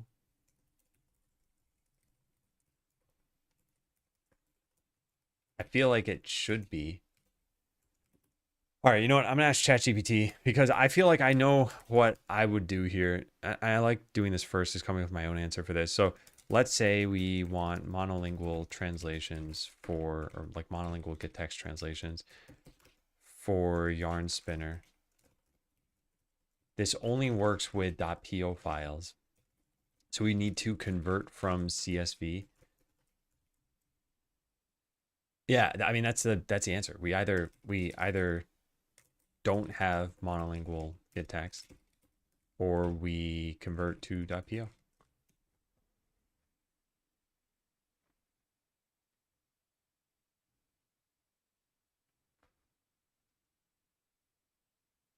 And not having it means we hit all these Weblate things to get messed up.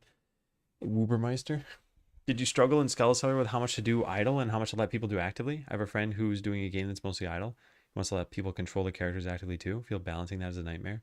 Actively playing player will always vastly outperform the idle player. I struggled from a slightly different perspective with this, which is which play style do we want to have be the like primary style? And my thinking was if it is idle, then it's going to be a much longer game with slower progression. And if it's active, it's going to be a much shorter game with quicker progression. Accommodating both seemed like a mistake. Yeah, for one, balancing is a problem. The complexity is a problem of this. And from the player's perspective, like they probably just want one or the other. And they may not realize which one at first. So what we ended up doing is like we made it mostly active, and like you can idle, but you're not really supposed to.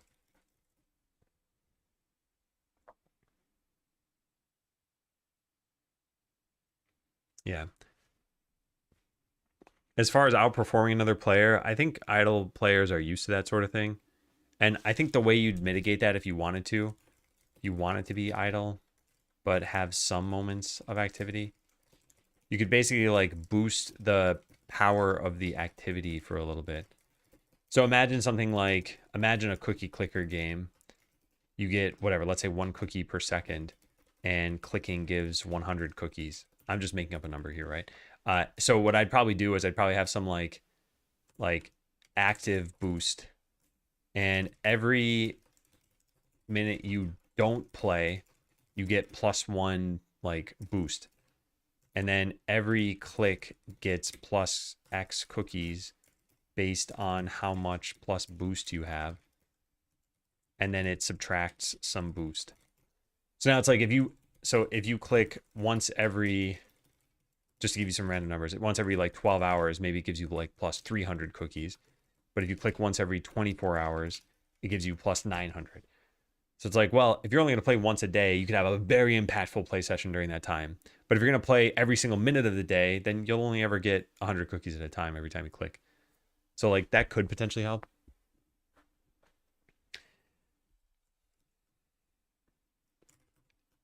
It's kind of like rested experience in World of Warcraft. Like benefit the player for being away from the game. But again, I think it's like if you're gonna make an idle game that's mostly idle, people probably expect it to be pretty long form. People even expected Skeleseller to be longer form. They were like, man, I don't want there to be just 4 hours of gameplay for story mode.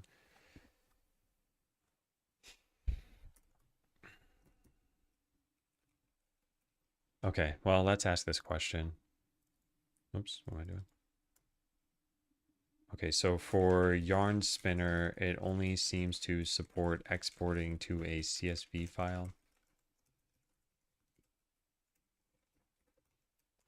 However, for Weblate's monolingual gettext feature, it requires a .po format. Like, how hard would it be? I don't even know what I'm trying to ask here. If we're going to do this, we would need...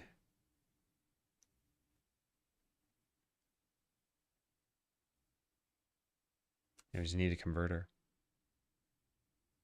Yeah. How hard would it be to make .pot and .po files such that the base file is just a set of identifiers and English is a separate language? Hey, Matt.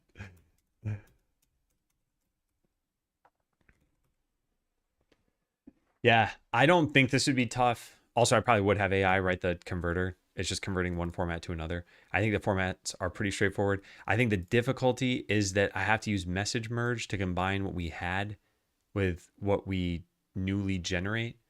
And I'm just not I'm not sure if that's going to cause any issues. So yeah, like we need to test this workflow. I need to add or change an identifier. Wait, how is this going to work? See how that modifies Weblate? I'd want strings to be marked fuzzy at first. Also, the English string should probably end up in... How did we do this over here? Scenes.pot. Yeah, this is just the identifier. And we have scenes en, and this has the word fireball in it.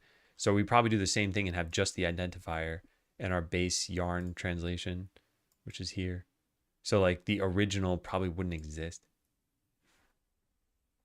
Hey, Sarah, you have a rough guess? Not sure if you've looked at statistics of the number of players, sales of Skeleseller by language. I think German is probably pretty high up. And English. And then I think the other languages are all probably pretty minor. But I don't know for sure. I would probably need to look into it. Here's the real problem is I don't think you can totally base one game's success or like base your localization decisions on one game's success. So like if a bunch of like Korean influencers pick up the game, then probably Korean sales will rise. And you just kind of got lucky that it happened to be Korean influencers. It could have been any language speaking, any language. So if it were French influencers instead, then I'd be like, wow, French sales are through the roof. Like we should really prioritize French next time. But then I make a new game and I just can't. It was like, well, they were idle game players. They don't want to play a story game now. And now it's German influencers who end up playing. It's a function of genre more so than population. Yeah, that's kind of what I'm trying to say. I don't know exactly what's causing it. I think it's more luck in terms of selection. So if I reach out to like 50 people for each language, yeah, just luck of the draw is going to make it so that there's like 37 French responses and only 12 Spanish responses or something like that. And then this is going to make it seem like, well, Spanish people didn't like the game or something. It's not that. It's just that their influencers didn't reach them. At least that's what I think it would be. So yeah, I would expect German sales to be higher. Yeah. Wondering if there were ones that didn't land at all. Still have Adam puns and humor in both games. Maybe you don't have to go through the effort.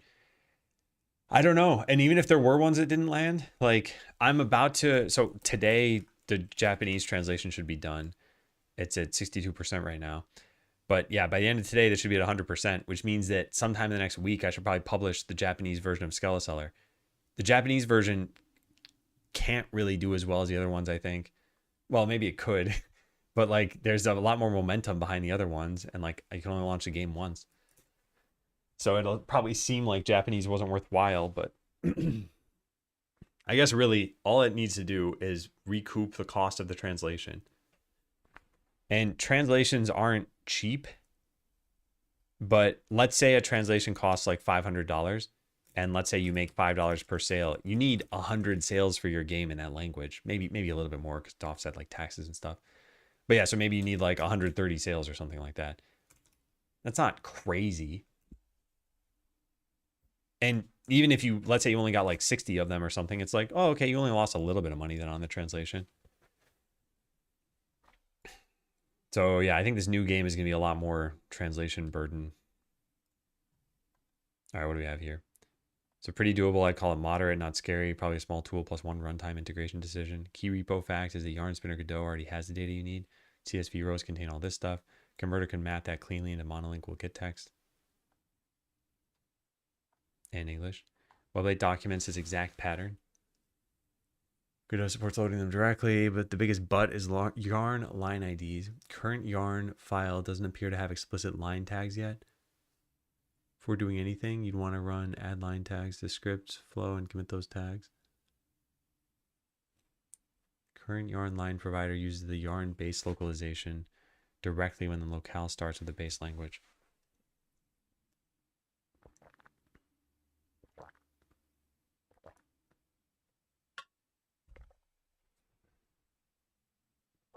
Oh, we have the base language set to something that's not English. Shouldn't this just work?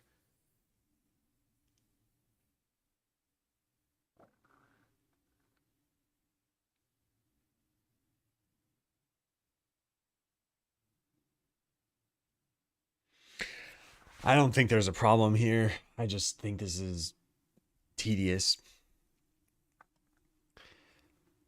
So if I'm understanding this correctly, we just write our translator and then just make sure that it's going to load correctly. Can I try this now? How would I do this? I guess we go into flow control flags. We go into the farming game. And we set it to play normally. And then instead of actually playing normally, we have the opening cutscene. We want to change this to start dialogue start. So now it's just going to immediately dive into this very first line. Hello and welcome to Moondrop Village. And I want to change this to something else. So we got to go load up yarn.en.csv. And instead of hello and welcome to Moondrop Village, we say something here like, tutorial man, you, good job, Adam.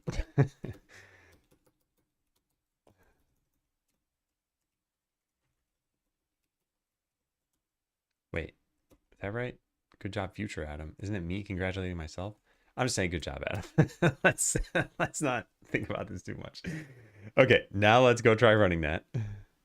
I don't think this will work, but I don't know for sure. No, that did not work. So why didn't that work?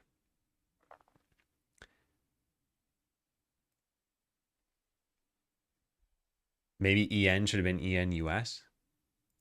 Well, wait, can't I just try changing this to French then? How do I do that? There's something in here that lets you do that. I forgot where it is. Oh, man, I don't remember. Maybe it's editor settings? Language? Editor language auto. No, not that. There's some like test language you can set somewhere. I don't remember where that is. Oh, man, I know it exists. Oh, do I need to add translation? No. No, it should know how to do this automatically.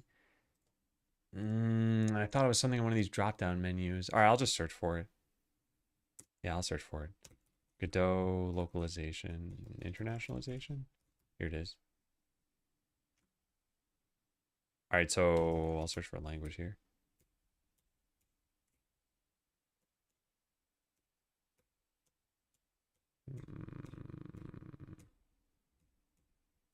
There's a way to test this. Here we go.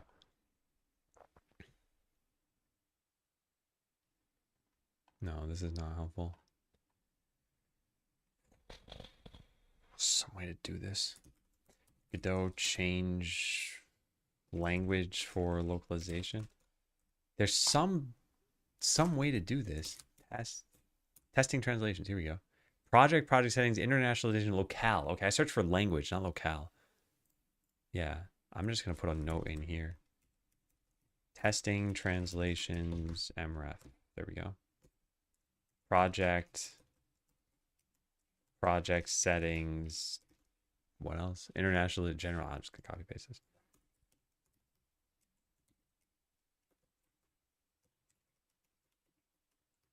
Cool. Now let's go do that. Project, locale, test, en. I mean, it should already be en. It just might be en US, and I'm not totally sure if this knows how to work with that. No, it's not that. That's a problem. Okay, well then let's change it to fr, and then change the French. Yarn fr. So this is gonna be le tutorial man. Bonjour.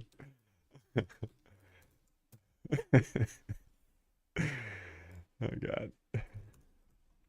He's using the pro plan for Claude. I'm using whatever the oh wait, no, I'm not using Claude. I'm using the Codex, whatever $20 a month plan is called. Nah, this still isn't working. What are we doing wrong?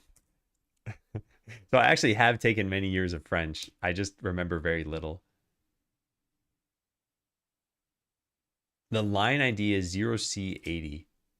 Yeah, this is 0C80. DA1. Yep. That's correct. So something's just not being loaded.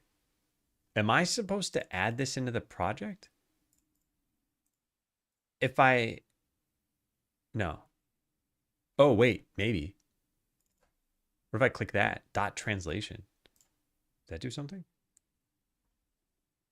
No. What? How do you do this? Maybe you have to click update? Oh, that just failed a bunch of stuff. What happened here? The input string start was not in a correct format. Where?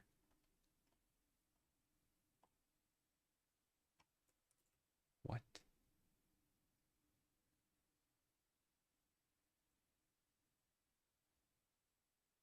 Maybe I need quotation marks around this because of the exclamation mark? Is that the case? No, it's not the case. I didn't need that in the other places. Oh boy. What do we do? What do we do? I mean, I'll put quotation marks around this too, but I don't think that's the problem.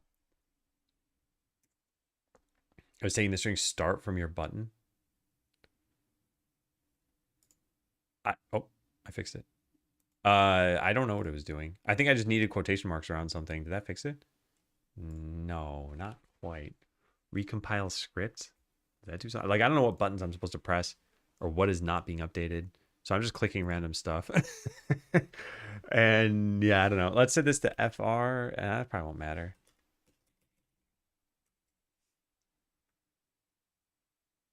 Yeah, I don't think I've done anything wrong here now. And I got this working a long time ago. I had something working for that. Maybe we have to change this to... What's this button do? Oh, cool. All right, so I want French from France. FR... select. Yeah. All right, does that change anything? Like, should I have renamed this to... Oh my God. I don't know what I'm doing.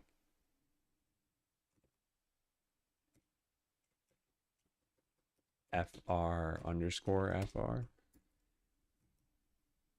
Wait, this isn't even correct anymore. Oh my God. All right, this is French. There, just delete the rest. Does that work? No. Now what if I do this?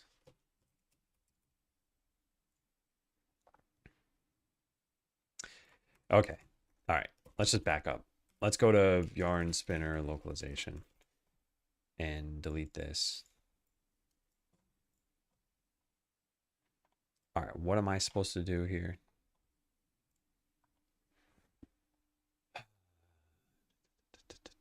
Yep. Working with it.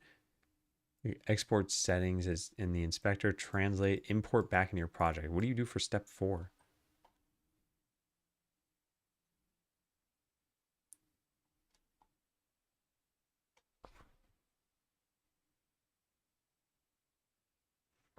Setting line IDs using localized content.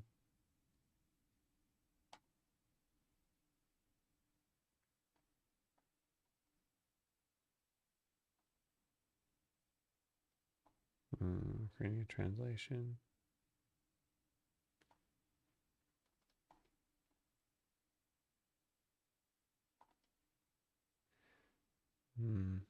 Drag and drop translated strings file into the strings file property of your localization. What?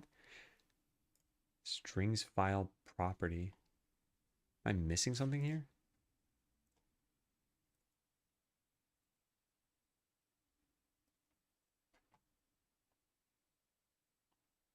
I don't know what that means.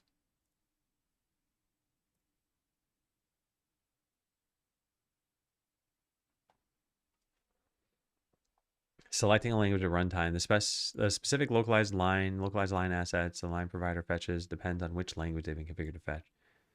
Text line provider has a single language option which controls this. Audio line provider has 2 language options.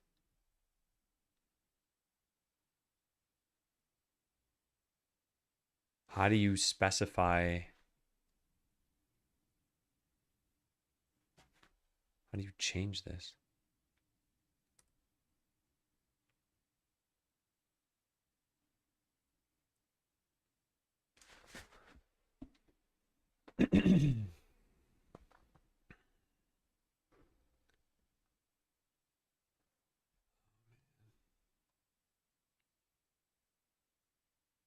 They have a locale code here.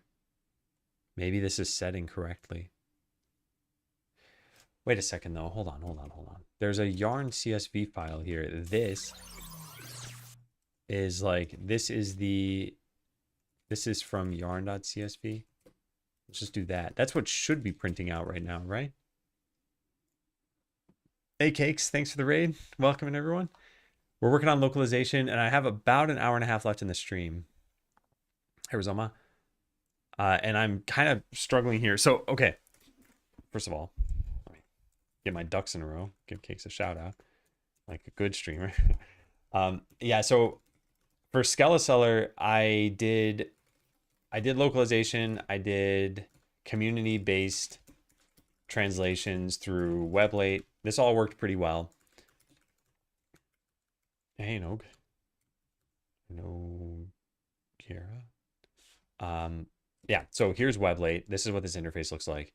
So let's say you were a French translator. You'd come in here, you'd find a string, you'd just translate whatever the English is into the French.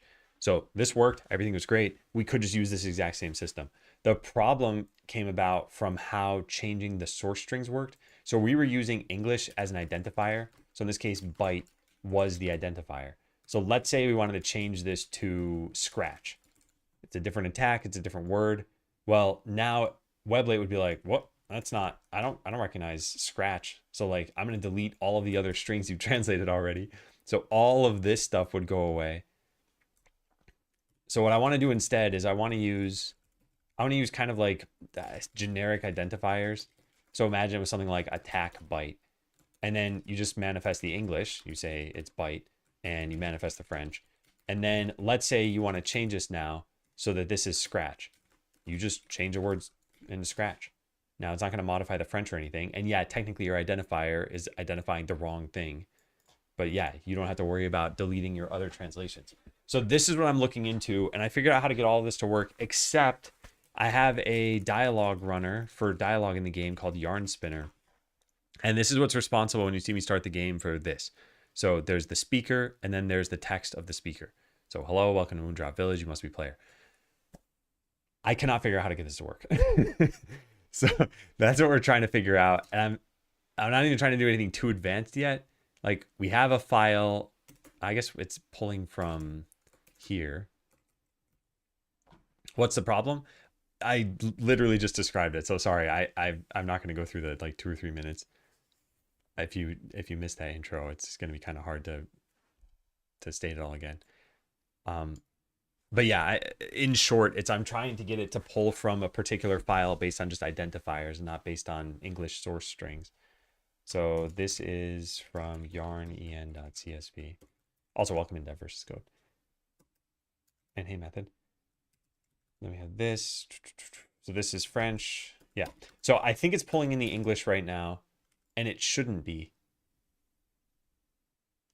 No, it's not pulling in any of this. Okay, well, that's strange. That means that it's just using this file here. Yeah, it's not doing any localization. So this is coming from farming.yarn. We need the line ID. I guess the original text doesn't matter. Yeah. Yeah. So what do we do? I had this working a long time ago when I tested this out. I say long time ago. It was probably like 3 or 4 weeks, maybe 5 weeks. And maybe I just need to change this to EN and then save and play. No, it's still farming.yarn. Or maybe I have to hit change now and then save and play. No. I don't know what to do for this. While we're at it, let's change that 60 that we have somewhere. Project solution. Did I not set it to 60? Something's supposed to be 60. It is my custom typewriter. Typewriter. Here. Characters per second. Oh, this is manifested through the scene? Yeah, let's just set this to 6,000. So now when I hit play, it should immediately show the entirety of the text. That didn't work because I think I need to press enter on this. Yeah. All right, good, perfect. So now we can see this as quickly as possible. So it says this is coming from farming.yarn. So it's not trying to localize anything right now. I might need to change the locale of this, but why isn't it even, it's not even pulling from the English file. Although that, no, yeah, I don't know why that's happening.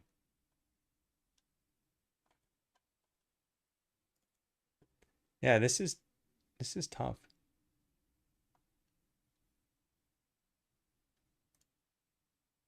Yeah, this is tough.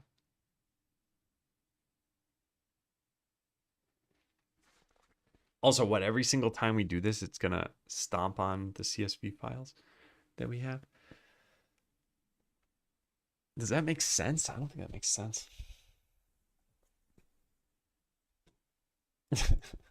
Cuttlefish.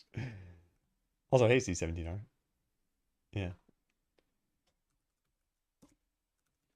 Okay, let's try clicking this button. I think it's gonna stomp on my localizations. It says needs update now. And this one also says needs update.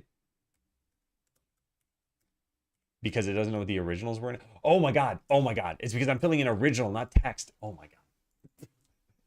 Okay, I think I'm just a dummy. Oh, that was stupid. Is that fixed now? No, but the original is wrong. I might need to go change the original. Oops. Yarn CSV. This is from yarn.csv. Yeah. I think we got to change that.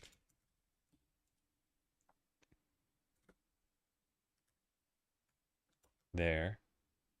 And then same thing for French.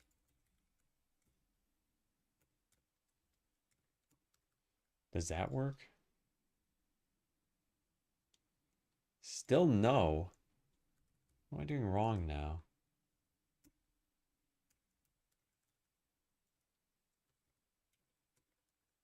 Yeah, it's not pulling any of this in. I just don't get it. I don't know what I've messed up here. Oh, the original is technically wrong. It's got to say this is coming from farming.yarn. So this doesn't matter. So I guess I need to change this. Love when that happens. I guess I got to change this. There's a space at the end. Hopefully that doesn't matter. And then we hit play. Can I get any of this to work? No, I can't. All right, I don't know. I just do not know. Yeah. Maybe I should just make a totally new project and try this out. Didn't I actually should have that project on my disk already, right? We had a yarn spinner test. What was that? One-offs? Yarn spinner test. Yeah, here. Did I do localization stuff in here? Is there? Yeah, there's a CSV file. What? Okay, let's just go open up that project. I knew I did this. What day was this? CSV. Where's the CSV? Here it is. April 14th. So it was, yeah, a month and a half ago. That's why I've forgotten everything. All right, so it should be here somewhere. Yarn spinner test. Yep. Let's load that up. Let's figure out what I did. So if I just hit play, what happens here? Because I don't remember this project. Narrator greeting. Character name. You're in Godot. Okay. So how did I do anything? Did I add something into the... I did. Wow, that's it. All right. Well, there were two problems. This is why we have test projects. So I need to add in the translation files, this and this. And now everything should be fine. So I was missing the original needs update. What?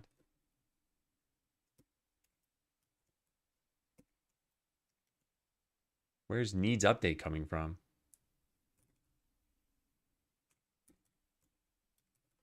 Needs update. There? And this is if you, what? Including know this is out of date. Out of date lock ID. Oh, the lock ID changed. I didn't even notice. Oh, that's easy to fix.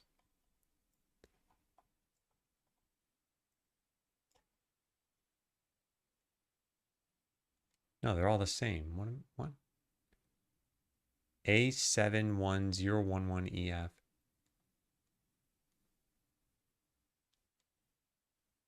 What am I missing? All right, let's just update this. Yeah. There. Now it should just say needs update directly in here. Yeah, it does. Needs update. This is French. Okay, so this is the French file. And then the English file should have changed too. This is the English file.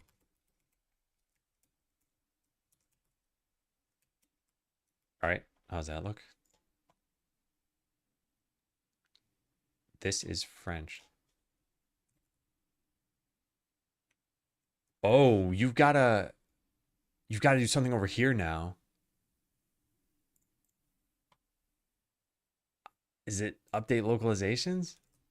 None need updating. Did that do it? Like I've got to...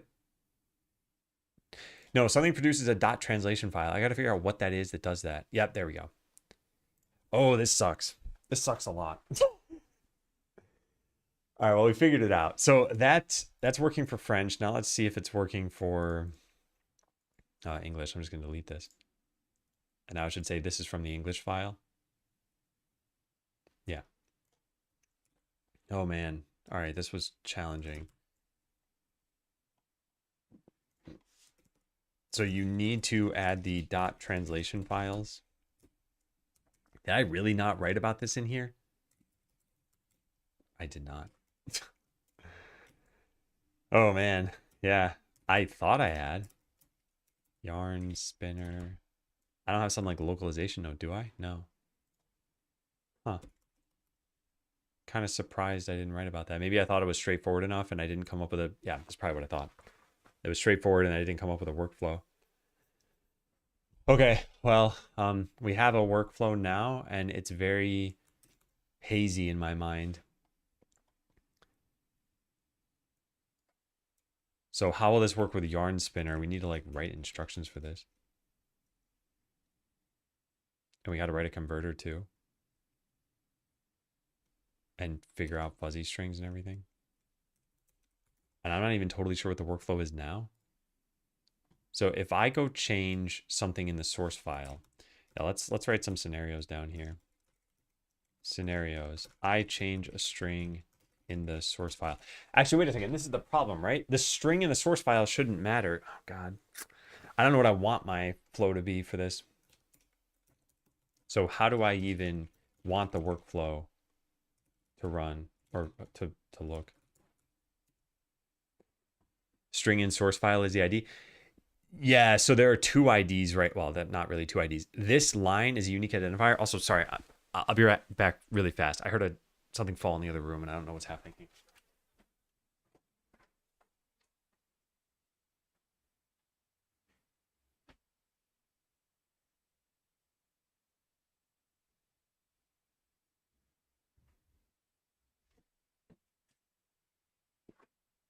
Okay, sorry about that. I think I found the source of it. I have a backpack with a laptop in it, and I rested it up against the wall, and it just like fell over. So maybe the cat did it or not. I just want to make sure it wasn't like something breaking. Anyway, so string and source file is the ID. So we have this as an ID, and this is what I wanted to use originally, but I want to be careful about how I do this. So on the Godot side of things, if we look at that test scene that I made, this delete me. So this says the word fireball, but the actual text of the string is spell fireball. So we have an ID manifested in the label, and then the English translation is what tells us that this is the word fireball. I'd like for something like that to happen. Hey, Goldskin. But the problem is that this is just a text file. We're not looking at this in Godot. So here's one option we could have is our entire dialogue just looks like a bunch of like, tutorial man greeting, and then player greeting response, and then tutorial man like, how are you, or something like that, and this to be like, I am fine. So every line would be inscrutable. I don't like that. I'd like to have the text here and then this is populated into the English, but it's really just by line identifier. I think that's what I want. So ideally, I want to define lines with English so that you can actually read each file like a normal person. If I can't have that for some reason, then I'd want a tool to view these files and edit them. So like the base file would just be a bunch of IDs, like line, yeah, like this. Then my tool would replace them for me. So it'd say something like tutorial man, hi there, player, hi. I'm just making things up right now, right? Tutorial man, how are you, and player, good. And if I edit a line, it would change the English, I guess. It would change the structure of the base file. This would be super confusing. All right, I've delayed the ad break long enough, but now I can't delay it anymore. So I'm gonna go take my break while ads are running. Yeah, this has been interesting. There's still a lot that's up in the air that we'll have to figure out. But for now, is it jump time? It's jump time.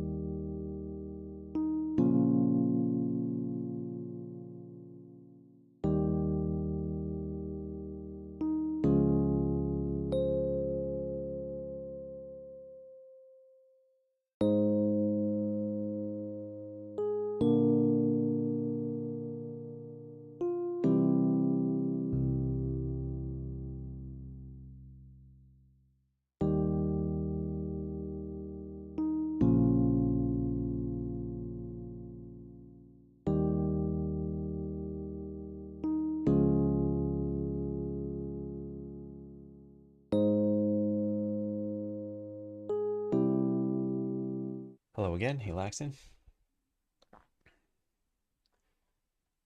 All right. Close the game.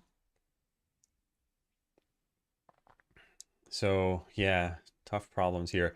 I think this would be best. Like this is the format I want to work with because I think this is very straightforward. It's just raw English, and then the only special thing we need is a line identifier, which we could customize, by the way. This doesn't have to be some random number. I think it could be like fake greeting or something like that. Can you have the ID first, then a separator, then your English? You probably can. I don't actually mind whether you need the ID first or not. And if we do end up parsing this, we just have some consistent. Actually, it wouldn't even matter, I guess. If we're going to parse it, we could put it at the beginning or the end. Hey, Magnus.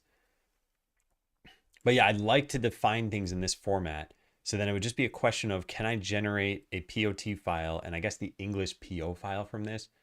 And would English ever be fuzzy as a result of that? And are we duplicating our data if we do that? So yeah, how do we achieve the ideal workflow? I need the converter tool to produce a .pot file for me. And then a .po file from the English in the yarn file. Also, what produces translation files? What button do I press to do that? It's probably this. Yes, it is this. Update localization CSV and Godot.translation files. Okay, I gotta write that down. You add the translation files to Godot via project settings, project settings, localization, translation. Project settings, localization. What was the last one? Translations. These are generated alongside the CSV files, along with and alongside. When you click update localizations in the inspector tab when inspecting your .yarn project file. Yeehaw. Oh boy. All right. So yeah, I think we have to write the converter tool, which I don't plan on writing. I plan on just asking AI to do it because I don't want to do any of that stuff. So we would have this. We would click update localizations. It would go change yarn en, which I think. Oh, I changed the line ID. Not gonna lie, confusing. So I think the confusing thing here is, like I said, there are two ways to identify a string for translations. One is using a base language, like English, and the other is using arbitrary identifiers, like a GUID, a small ID, a CSS style, like greeting from title screen or something like that, etc. So I was using a base language for Skeleseller, and just one of the problems with the community translation tool I was using, Weblate, is that changing a string here would just delete all of the context for everybody else. So there's this phenomenon that happened as a result of this, which is toward the end of the project, I didn't want to add or change any strings because the cost was so high. And the cost was high for two reasons. One, the translations, which are always going to happen. If you have a thing called Fireball and you just change a string to be Ice Blast, it's like these are just different words. You can't ever say these are the same in probably any language. So yeah, that's naturally going to be there. But then the other problem was I couldn't even change English wording to make it better. So there might be something like click the item to do this thing. And I could say like click the item at the top of the page. So here's a clarification. Adding this in English is very low cost, but if it's going to delete all my translations, then it becomes high cost. And this can clarify, at least for some of the player base, the English speaking player base. And then, yeah, sure, if we eventually can change this in French and German and Spanish and everything. So Yeah. Anyway, I want to use these arbitrary identifiers, but the problem is that Yarn Spinner only supports exporting to a CSV file. So the CSV file looks like this, and then you have a language CSV file. Like here's the French one, although I don't have any French translations in here. So I need to convert it to a format that will let me use identifiers. Now, granted, the identifiers are in here. It's just that when I import these into Weblate, I will have to specify a base language, which is going to have that same problem. So yeah, I think part of the issue is just using Weblate in general, like Weblate alternatives.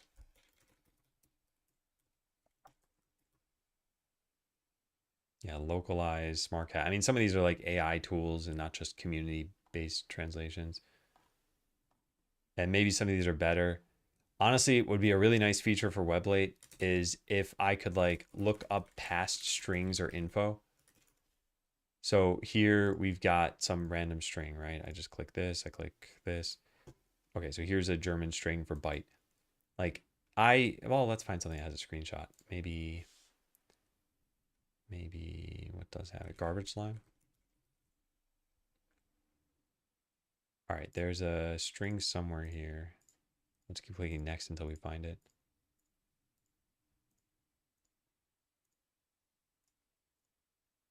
That's funny. None of these have a screenshot.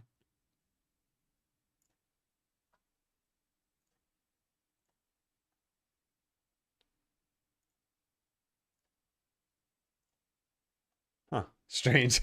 Okay, well, anyway, screenshots and stuff are just deleted from the website. Yeah, I don't know where I have any screenshots now. But yeah, if there's just a feature for that, this wouldn't be such a big deal. Yeah.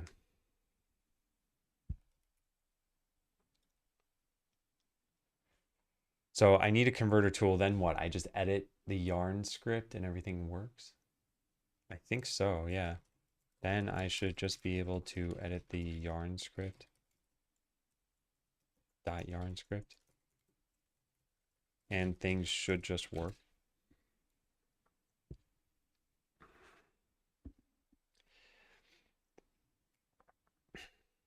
All right, yeah, I don't know. I've got some time. I've got about an hour, so let's just have this thing do what I need. Yeah, so write a converter that will convert from yarn spinners CSV files and produce a .pot file and an English and an authoritative English translation as a .po file. Hey Maniac, it's going really well. I've been working on a game called Stuck in a Broken Tutorial now since sometime in April. I don't remember when exactly. And I really like the game idea. I like how the game is turning out. So I'm doing the same checkpoint system I did for Skeleseller. So checkpoint 1 is done. I had 5 playtesters. They were all over like Discord sessions, and they were just friends. It was a private playtest. And general feedback was the game is good and intriguing and pretty much worth pursuing. So now where we are is in the stabilization phase until probably June 5th. And then June 5th until maybe like August 1st is going to be work on checkpoint 2. Anyway, stabilization phase means doing things like localization, handling saving and loading, handling, I don't know, just whatever other kind of sucky tech debt tasks that I just don't want to save until later. Yeah, Skeleseller is shipped. It is on Steam. I think it did well enough. I don't know. I still never bothered looking at sales numbers.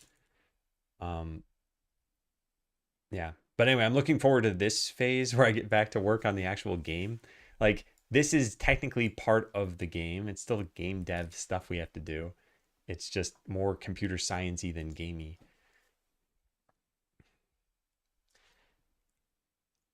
All right, so write a converter that will take the CSV files and produce a .pot file in an authoritative English translation. I think this may need to use message merge.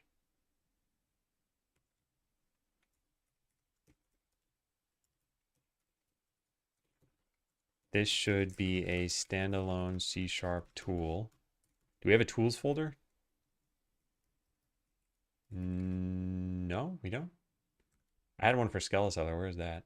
Just, yeah, there. Okay, alongside this. So make a tools folder inside the base of the repo. Put the code in the root of the repo. Well, in tools / what do we call this? Like yarn spinner converter.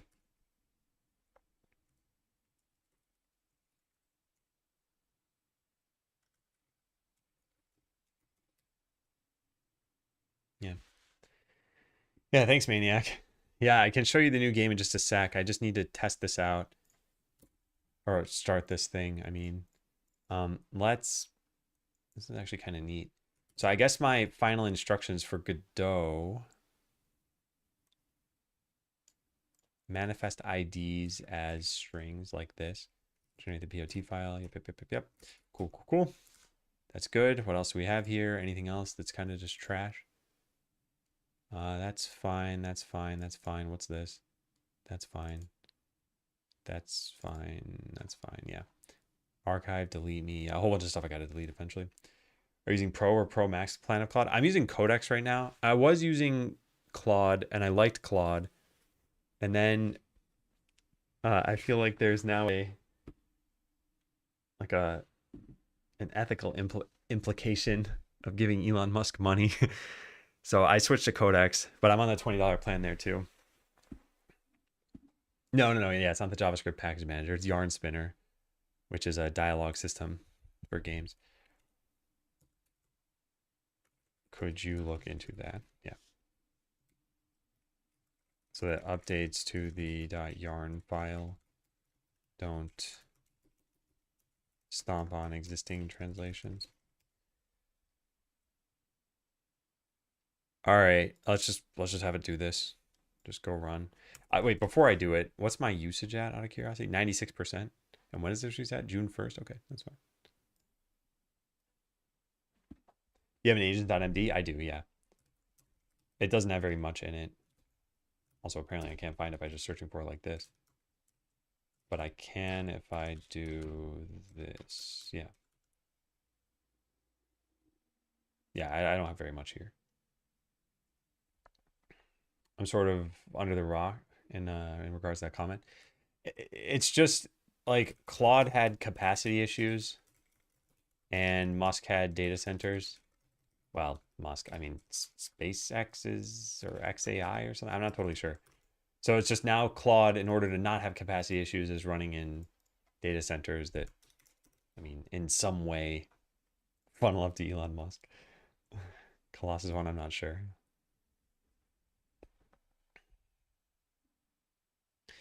So yeah, if this tool can just generally work, I think we have our total workflow figured out. What did it ask me here? Should the converter handle only the template plus English or also update non-English with message merge? Also merge locales. I mean, it kind of has to do locales as well, right? It's not generating. Yeah, also merge locales.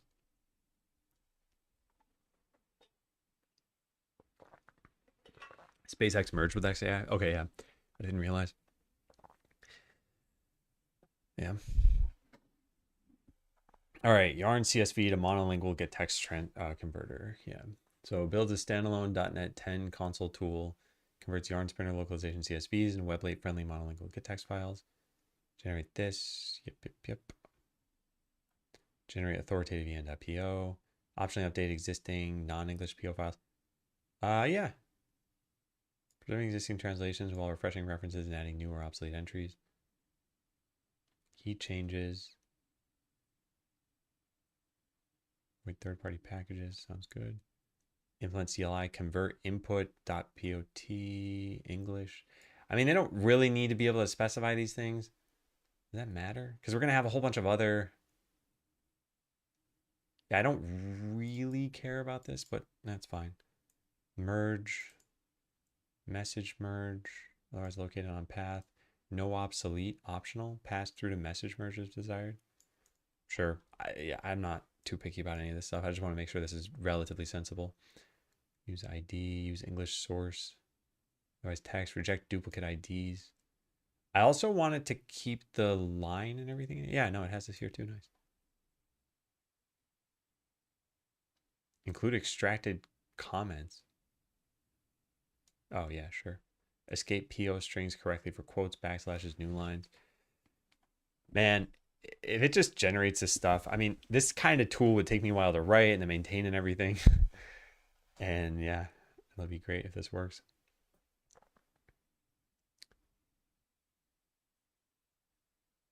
Okay, looks good. Add a lightweight test fixture with sample CSV. Yeah, sure. All right, tool not edit game / add-ons. Yarn line IDs are already stable enough to use as gettext IDs. Weblate will own normal translation editing. Yeah, an output path can be chosen by CLI. But the recommended repo convention will be something like this. Sure. Yeah, sounds good.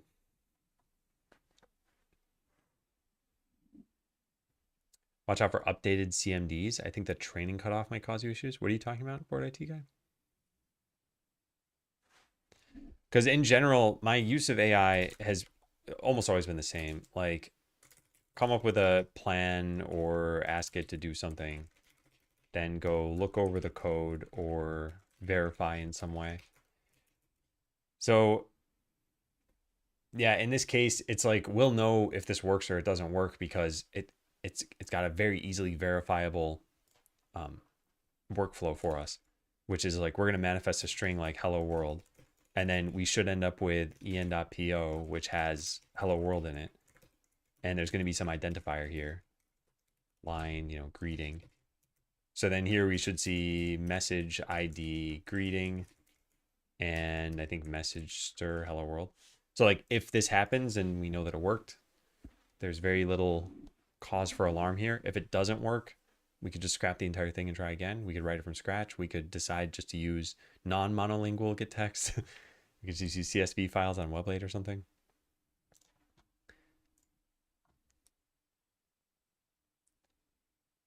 All right. So I will need to write notes on a lot of this stuff. It's a little unfortunate I started this work on a half day because this is impossible to get done now in the next like hour. I just have too much stuff written here.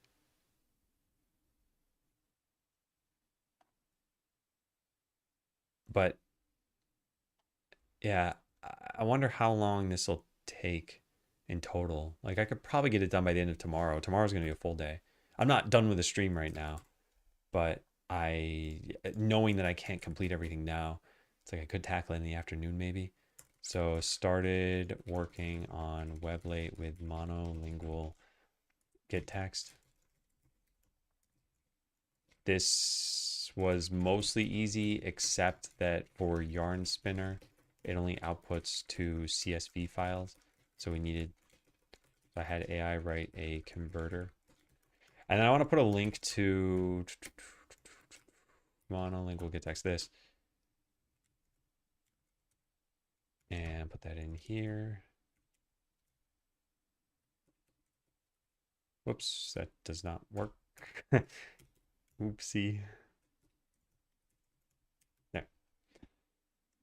Depending on what model I use, not always, but if I see something being used wrong, I make it verify using 2026 information. Oh, this shouldn't even be like a modernity thing. If it were coding based on like 2016 guidelines, it'd probably still be fine doing this. Because these formats have existed for a very long time. And message merges existed for a long time too, I think. I don't know when exactly they came to be. But like, yeah, it's many years at the very least. Because like I was using it for Skeleseller too. It was already mature technology then. Created fr.po. I don't think it needs to create that. I don't know. Anyway, we'll let that run. So maybe I'll start writing some notes in the meantime. Okay, monolingual components. This is what lets you specify English for easier translation, sort of like having English as your base language. Does this happen by default? I wonder. I might need to still do this. I'll just add this on the to-do list.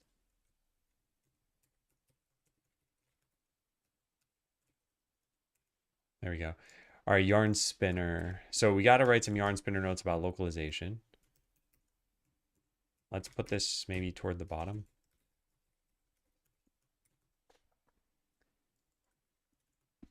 Okay, so general localization notes. Yarn spinner exports multiple yarn scripts, e.g. like, what do we say here? Town.yarn and dungeon.yarn to the same CSV file. This is why file is a column within the CSV file. You can tell where a line came from. Cool, that's done. You need to add localization files via this. Where is this mentioned? Because I did this when I first set this up. Yarn spinner translation files or update localization maybe? Like this has to be in the documentation somewhere, right? Wow, that's a terrible set of search results.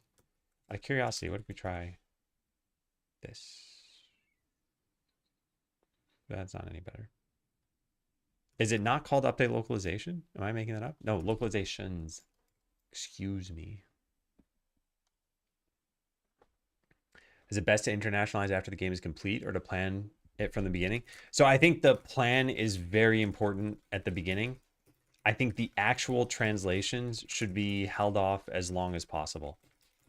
Unless, and as long as possible, I mean like when you need testing, when you're going to launch, like you figure out what it means for that. But the reason I think you should hold off on the translations is because it's super cheap to modify a language you speak.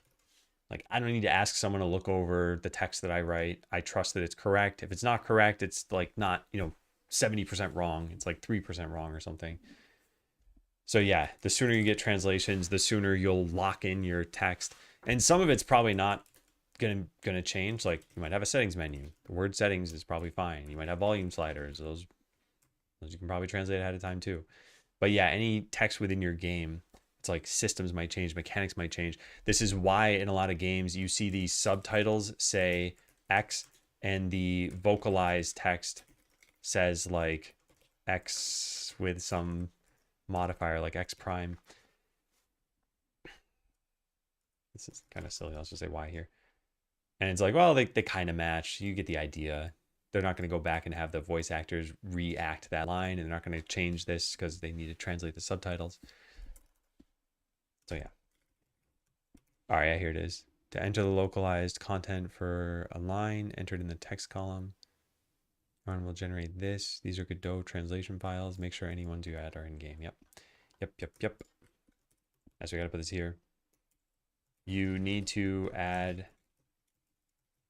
when you inspect a yarn project in Godot's inspector, you'll see an update localizations button. Clicking this will generate CSV files and also .translation files, which are used by Godot.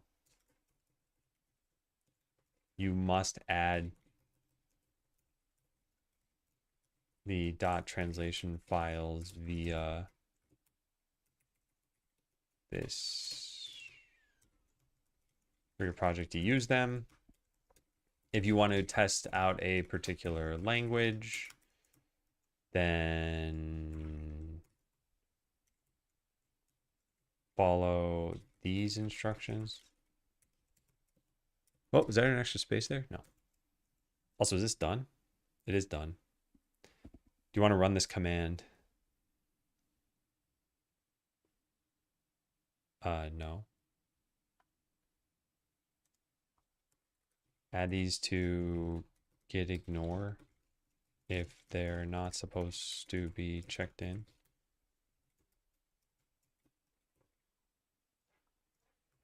Yeah, I don't care if they exist on disk. Okay, so this is done. I want to file this whole thing away somewhere. What? I don't know what that line was supposed to mean. So let's just delete it.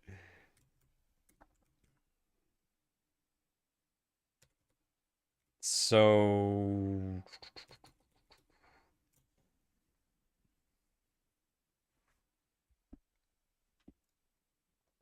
hmm.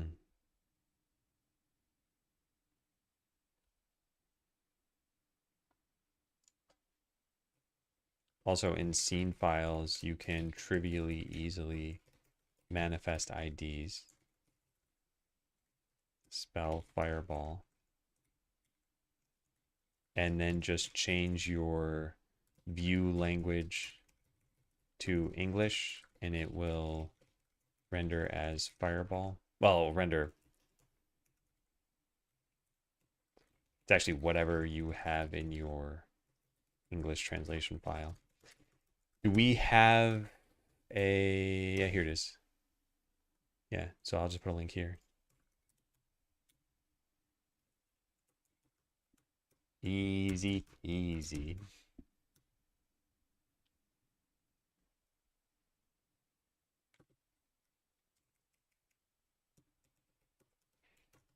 I want to write why I did all of this and maybe the high level summary of each part of the solution. What did this end up using in terms of it? Used like what, 20% or something? That's not bad. Do you want to remove only the build artifacts and message format output created while verifying the new converter? No, I don't want to remove it at all.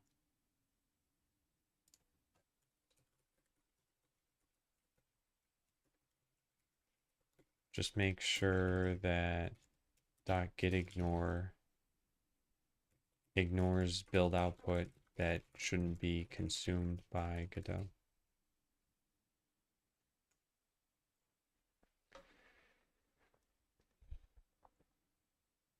What are the MO outputs? I don't understand what that is. Oh, I need to look at that. No mistakes.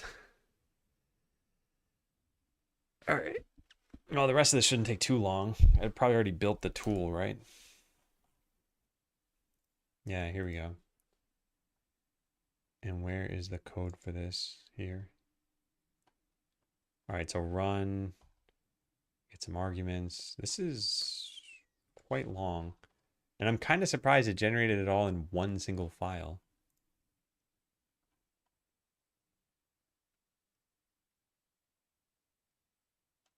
Language isn't used here?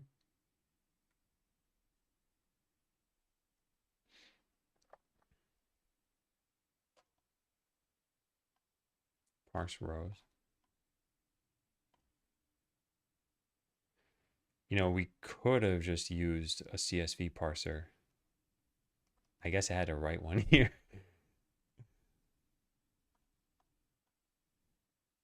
Yeah. Yeah, like some of these classes could be moved into their own files. I think that would make it easier to understand. I'll probably do that. Finish the converter. Move classes to their own files just for ease of reading. Is this done now?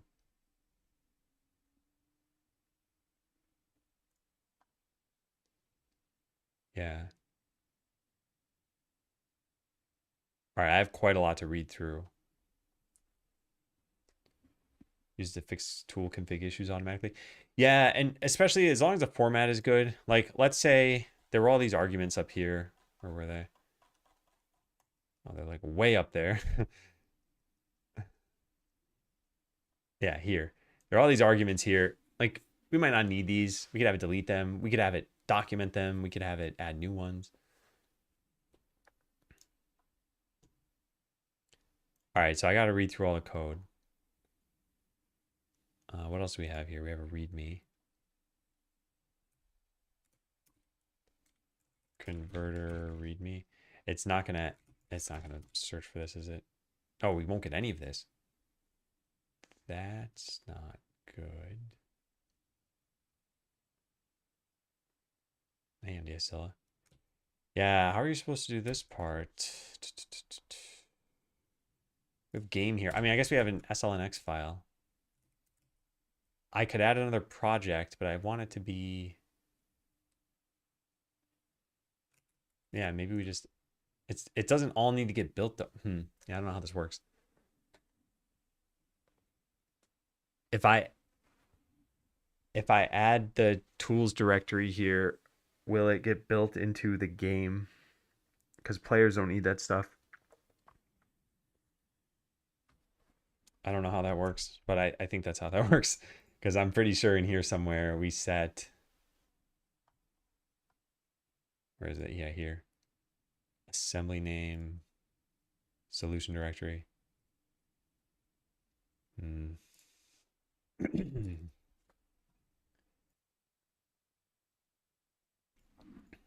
All right, well, I'm not totally sure. I guess we could just index this, right? We could just say edit or no tools, start index. Yeah, that might be fine. Now can we load it up? Well, we get indexes on all of this. I don't want indexes here. Stop index. Oh, yeah, perfect. Okay, that's fine. All right, so run the converter with dash dash convert yarn.csv. Did it already run this stuff? And do I have the .pot files now? And then merge runs message merge for every PO file. No obsolete additionally runs message attrib, no obsolete. I mean, I don't think it ran. Game/localization. Do we have that? Game. Okay, hold on. Let's click list here. It's been bothering me. Localization. No, we don't have that. Okay, so let's try running this then. So run this. Should be very fast. And then run. Well, actually, just let's leave it at that. Now let's go find the localization output and see what this did. en.po. This looks good. This is very good. Now what about this? This is good. Okay, so far so good. Opinions on iTerm versus Ghosty. I don't totally understand why people would pick Ghosty over iTerm. I feel like iTerm is an incredibly well-made program and has been for at least a decade. Like, I'm impressed by a lot of the stuff they do. It's got a lot of nice features. Like, one of the things, you see all these colors I have at the top here? Like, these colors are because they have proprietary color codes I could add, so that when I type something like title MDS Zilla, it'll hash this string into a color, and then I can recognize it like, oh, the blue tabs are going to be the Skeleseller tabs. And yeah, if you ever have like a, I don't know, some like client program and a server program, it's like, okay, client's that reddish color and server is, oops, I typed it with a G, but it's like bright green. And then there are features that I've been using, like, oh, I want to go to the pass command. It's like I can just scroll up immediately to where the pass command is. There's like copy buttons here for copying the command, the output. You can see how, I don't know, there's a lot of nice stuff in here. They've got natural editing. So let's say I type like hello world, this is Adam. I can press command backspace and delete the whole line. I can press just alt backspace. Like, these are the same exact shortcuts I would use over here. Like alt backspace, command backspace. So yeah, it's just a very usable program. GPU accelerated part, I didn't understand why it's needed yet. I don't understand that either. It's like, is anything I'm doing here slow? Maybe it's slow in terms of like milliseconds, but I can't detect that. Everything just feels pretty much instantaneous. And if it doesn't, then it's because the command took a long time. Like get push took 0.33 seconds here. Like, that's not the terminal causing that. So yeah, that's why I say I don't really understand why people are using it. Maybe if they're using it on Windows, I could understand. Like on Windows, I liked Conemu, but yeah, like maybe Ghosty feels better. But yeah, iTerm just feels like a great program. It's not even on Windows. Oh, well then yeah, I don't totally get it. They had some kind of cool like background image or something that you could do. I remember something like that. Also, I'm not ragging on the project here. I feel like Ghosty sounds like it's pretty impressive and everything. I'm just not totally sure why people would use it over iTerm. iTerm's free. They haven't done anything controversial as far as I know. All right, so this seems like it worked. How do we generate other languages with this? And how do we, I guess we need to like test this out with the workflows that I'll have. Like, can we have a French translation, update the source, and see what happens when we run the converter again? Also, we need the instructions to mention that you have to manually update localizations through Godot. Which model am I using for my coding agent? I'm using Codex GPT 5.5 High. Yeah. And yeah, this whole task took, like 20 something percent of my 5-hour usage.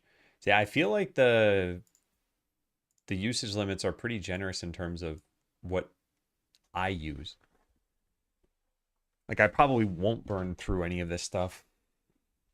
With Claude, I did feel like I had to start each day with some like dummy query just so I'd trigger my 5-hour window so that by midday I'd be able to use the rest of it. Yeah, this is the $20 plan. And like it just generated a tool that seems like it's working. I need to test it some more. I don't plan on doing that right now. Or maybe I do plan on doing it right now. I don't know.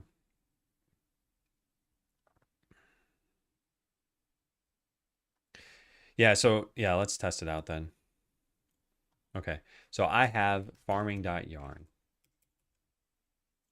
And I have this is from yarn CSV. Then, oh, this is going to be the English. So we need a French one. We don't have French. How do we generate French? Don't we just copy the PO file and wipe everything out? I don't remember how I did this for... I don't remember how I did this for Skeleseller. At some point, I added other languages. I think I did it through Weblate. Yeah, I think I did it through Weblate. Hey, Scholar. Then run a command. Yeah. Actually, couldn't I just save this as French and then just change some of these things at the top? I think we should do this through Weblate.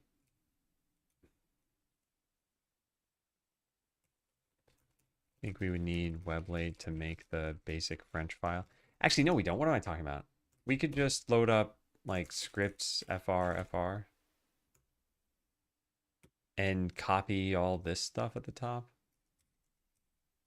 So save this as fr.po. And then we need to do something here. Use Claude, Kimmy, DeepSeek for Claude. $20 plan was not enough right now, pretty fast. I don't know if you tried it recently, but once they shifted data centers, they apparently like doubled the limit. Those are going away next month because they're shifting to API credits model. Really interesting. I never used Claude Code though. I just use the Claude desktop app. And now I'm using Codex desktop app. And it's been pretty nice. I think this is very usable and good. Kimmy is good, but not as smart. Yeah.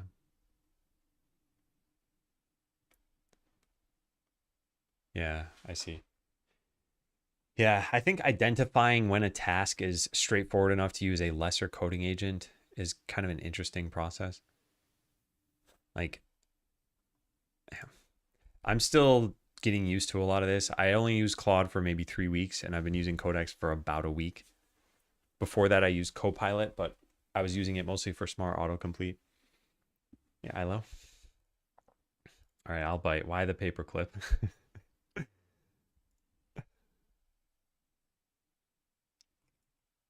All right, so all we can test right now, unless I don't want to, nah, I don't know what I want to do. All right, let's go back to that converter readme. So how does this know how to load other PO files? Here it is. Enumerate, get full path. So this should just work, right? Like if I just run this again? No, it did not.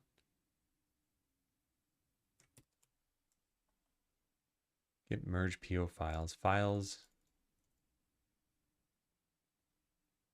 New sorted set. String compare ordinal. Sure. Files I add. Directory I just target. Merge targets. I see. It's the other command.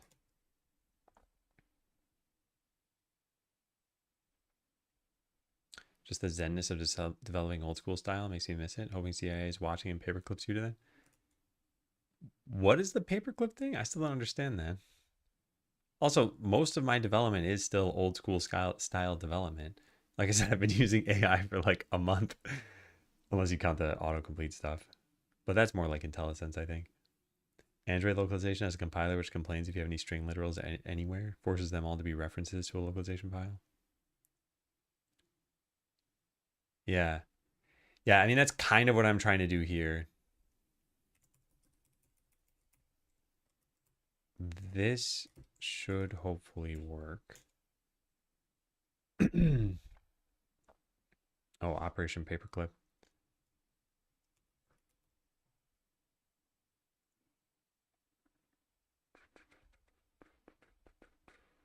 Wow.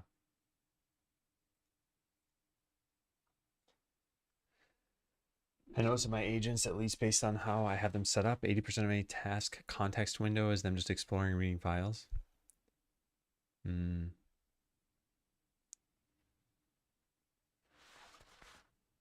Yeah. I think there's a very different scenario using AI as though you have unlimited credits and context window and having multiple agents review work. I think it can probably get a lot better that way. But that most people are going to be on constrained plans monetarily. So this does say it merged French. Let's go take a look. Wow, yeah. So let's say I had a string in here. So start, we're going to say like this is a fake French string. And this is here. If I were to run this again, it should not replace that string, right? Message merge should not do this. Yeah. Okay, so that's good. Now, what if we change the line ID? Where is that? 0C80DA1. Where is that? It's not even in here. That's the one I used to have in farming.yarn that doesn't exist anymore. Oh, because I need to click. What am I doing? This is why this process sucks. I need to click in here. I want to be able to automate this, and I don't know if that's even possible because this is being done through an add-on. Maybe I could hook into the code directly. I kind of want to look into that. Do I have that written down already? Yeah, like I could directly call into the add-on code. Yeah, I can maybe do that. I'm not sure. So I click this button. Hopefully that works. So this is fine. It's still pulling from a line ID that doesn't exist. Does this exist anywhere in the project? Game/yarn.csv.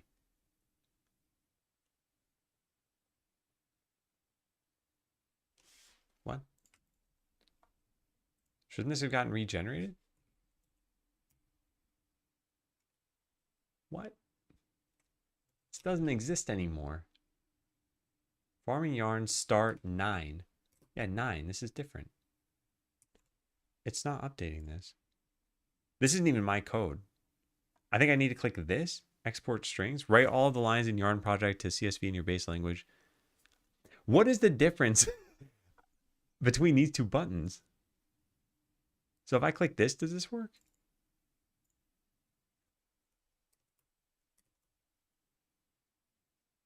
It did change. So now I run this and it's going to break. Here's my French file. Yeah, it deleted it. It doesn't mark it as fuzzy. Kind of interesting. I should probably have it mark that stuff as fuzzy. Yeah, I should probably write that down. Probably mark new strings as fuzzy if they're just going to be empty. That way I know what to look at still. Successful result. Super happy with it. It's somewhat cheap compared to the other agents too, right? Does the exploration for it. Returns it specific code blocks. Files it needs to avoid context bloat.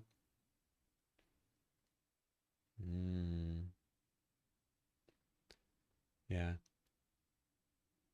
Quad code had tools which would compile a specific file it did edits into. Serves any errors. Yeah. Yeah. There's something I was going to say as I was reading that message. What was it?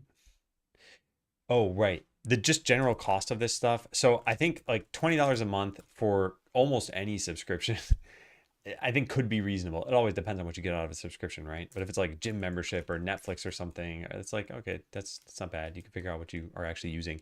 For AI coding, I think depending on how much it helps you, even something like $100 a month isn't too crazy when you think of how much you might be saving in terms of your own time. But I think enterprise spending gets to be a little bit ludicrous, especially lately from some friends I've heard. So I know it's somewhat cheaper than the others. Open code is harness plus Kimi 2.6. Yeah.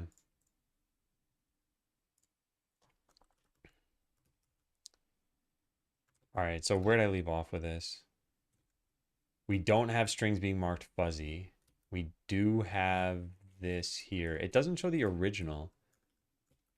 So in French, okay, that's where Weblate would come in. So I need to import this into Weblate and try this out. I am running out of time, by the way. I have to go by 11:30 and it's 11:09. So yeah, I cannot stay for very long. So let's see if we can get this done at least. I'm going to go back to upload translation files. We need a zip containing PO files, which is all of this. So I'm going to compress this. Let's choose that file now. Localization, yarn, archive. Continue. Specify configuration manually. All right, so now this is where this gets a little tricky.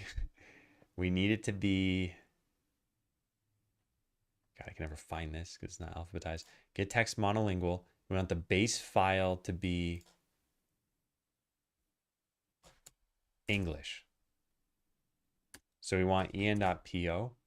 We might need to specify a path to that. Let's just hit save and see what happens though. Actually, I should take a picture of this.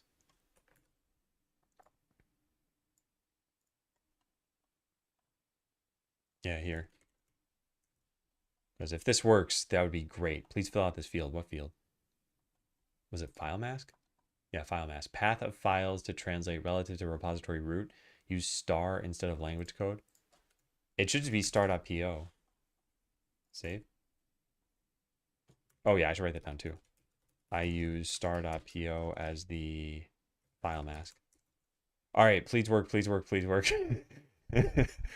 Return to the component. So if I go to French and we click a string. Yeah, fantastic. Hey, there will be games. And hey, Pawn, welcome in. How'd the stream go? I'm not familiar with the channel. Go take a quick look. Mute this. Pre-bot-write 16, updating asset library. What is bot-write? Yeah, what's bot-write? Oh, here it is. Passion project and a personal challenge. It starts with the simple concept of being able to build your own units to accomplish objectives. Where it goes is for us to determine.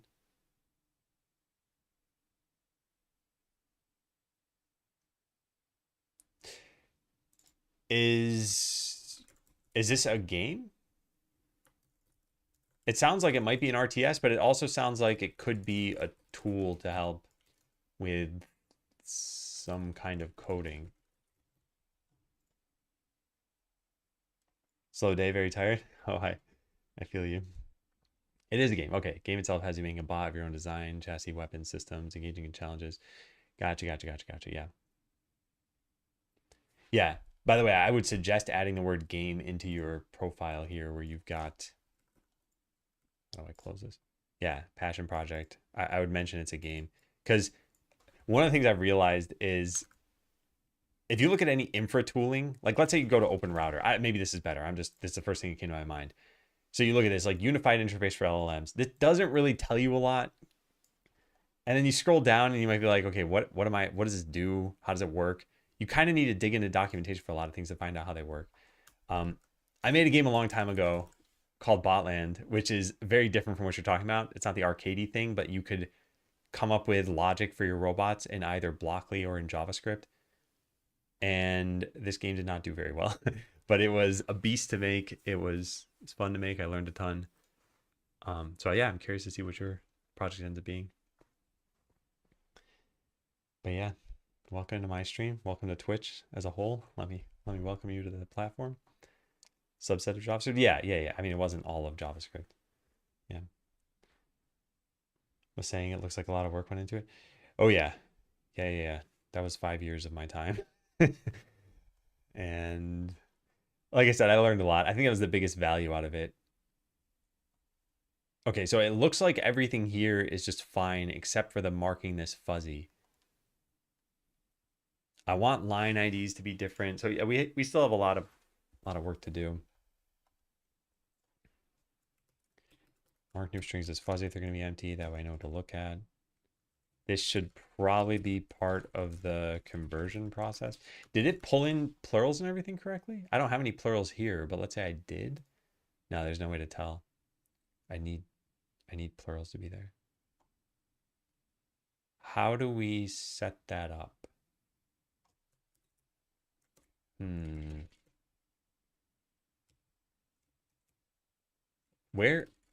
What's going on right now?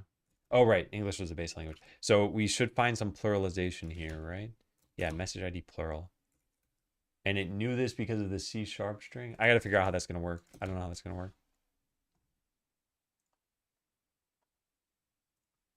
Yeah, how do we handle pluralization? How do I even do this in Skeleseller? Like, at some point, the .po file needs to have message ID plural. But I don't know how we'll detect that. We may want to use, this is for Yarn Spinner. We may want to use if statements in the scripts. That sounds, no, that's stupid. That's really stupid. Yeah, I need to look at how Yarn Spinner does this. Well, it will be open sourced and then it'll be playable again.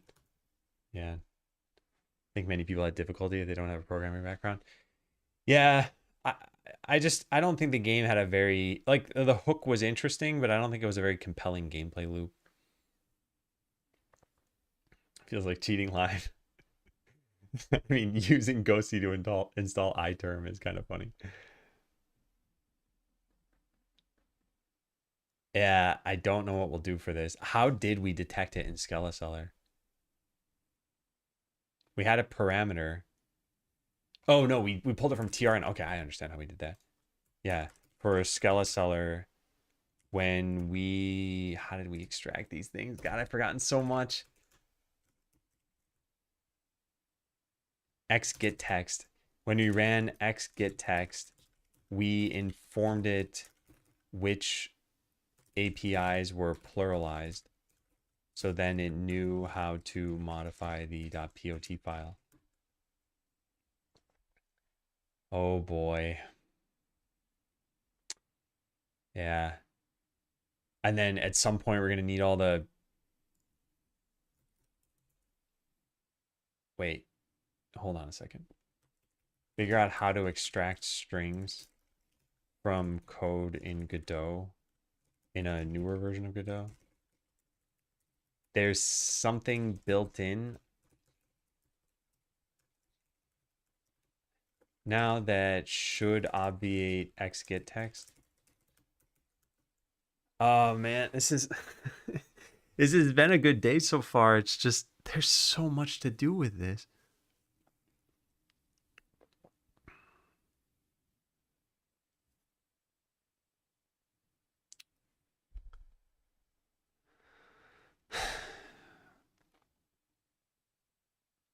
Oh, and add collaborators for this. Actually, do we need to add collaborators? Why would I need to do that?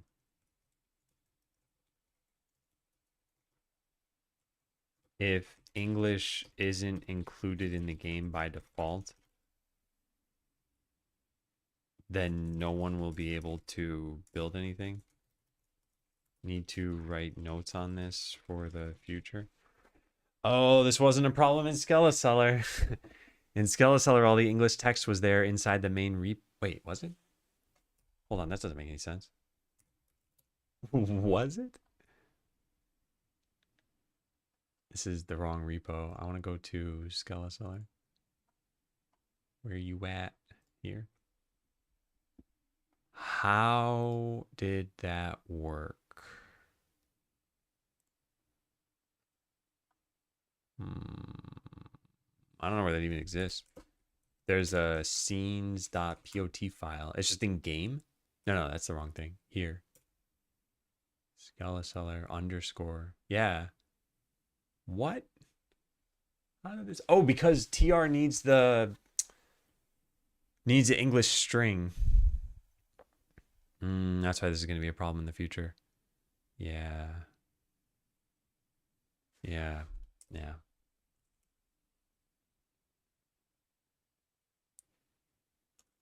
With Skeleseller, our TR calls had the English string, and the scenes had English strings, so there was no need to pull the submodule. We're gonna need get hooks for this too. Make sure get hooks are set up correctly, and then figure out how this will work in Rider. I only did this in VS Code. Rider might have a different UI for submodules. Wow. Well, this to-do list certainly ballooned. I looked at how many characters there were yesterday, and we were at like 23,000. Now we're 29,000. So we added 25% to our to-do list in one day. That's not how to-do lists are supposed to work. Actually, it's literally how to-do lists are supposed to work. So yeah, I got to get going pretty soon. So I think it's like continue with the Weblate work. I have a lot of work ahead of me for this. For those who didn't hear me talk about this, by the way, for Skeleseller, excuse me, I saved a bunch of like bad work toward the end. And then I hated some of that work as a result. So the big learning was spread that work out over the project. And that's why we're tackling localization when we're on day, whatever it is, 33 or something. Like, we don't need this yet. I don't plan on localizing the game in the next year even. But I don't want to be doing this stuff later, because the kinds of things we had to do inside the Skeleseller code base was look for every single string in the code base. Like, just search for quotation marks and be like, do we localize that? Do we localize that? Do we localize that? And none of these really need to be, I think. Yeah, we don't have anything in the code as far as I can tell. But we do have things in scenes. So for example, the title screen, it's pretty basic right now, but still, like, start game needs to be localized. Hang on a second.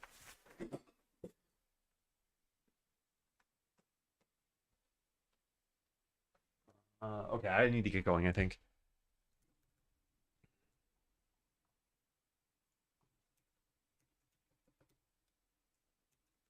And then start the process of extracting that. We'll probably need a tool for this. Okay, yeah, I gotta go. I'm gonna go raid somebody. I'll try to do this really fast.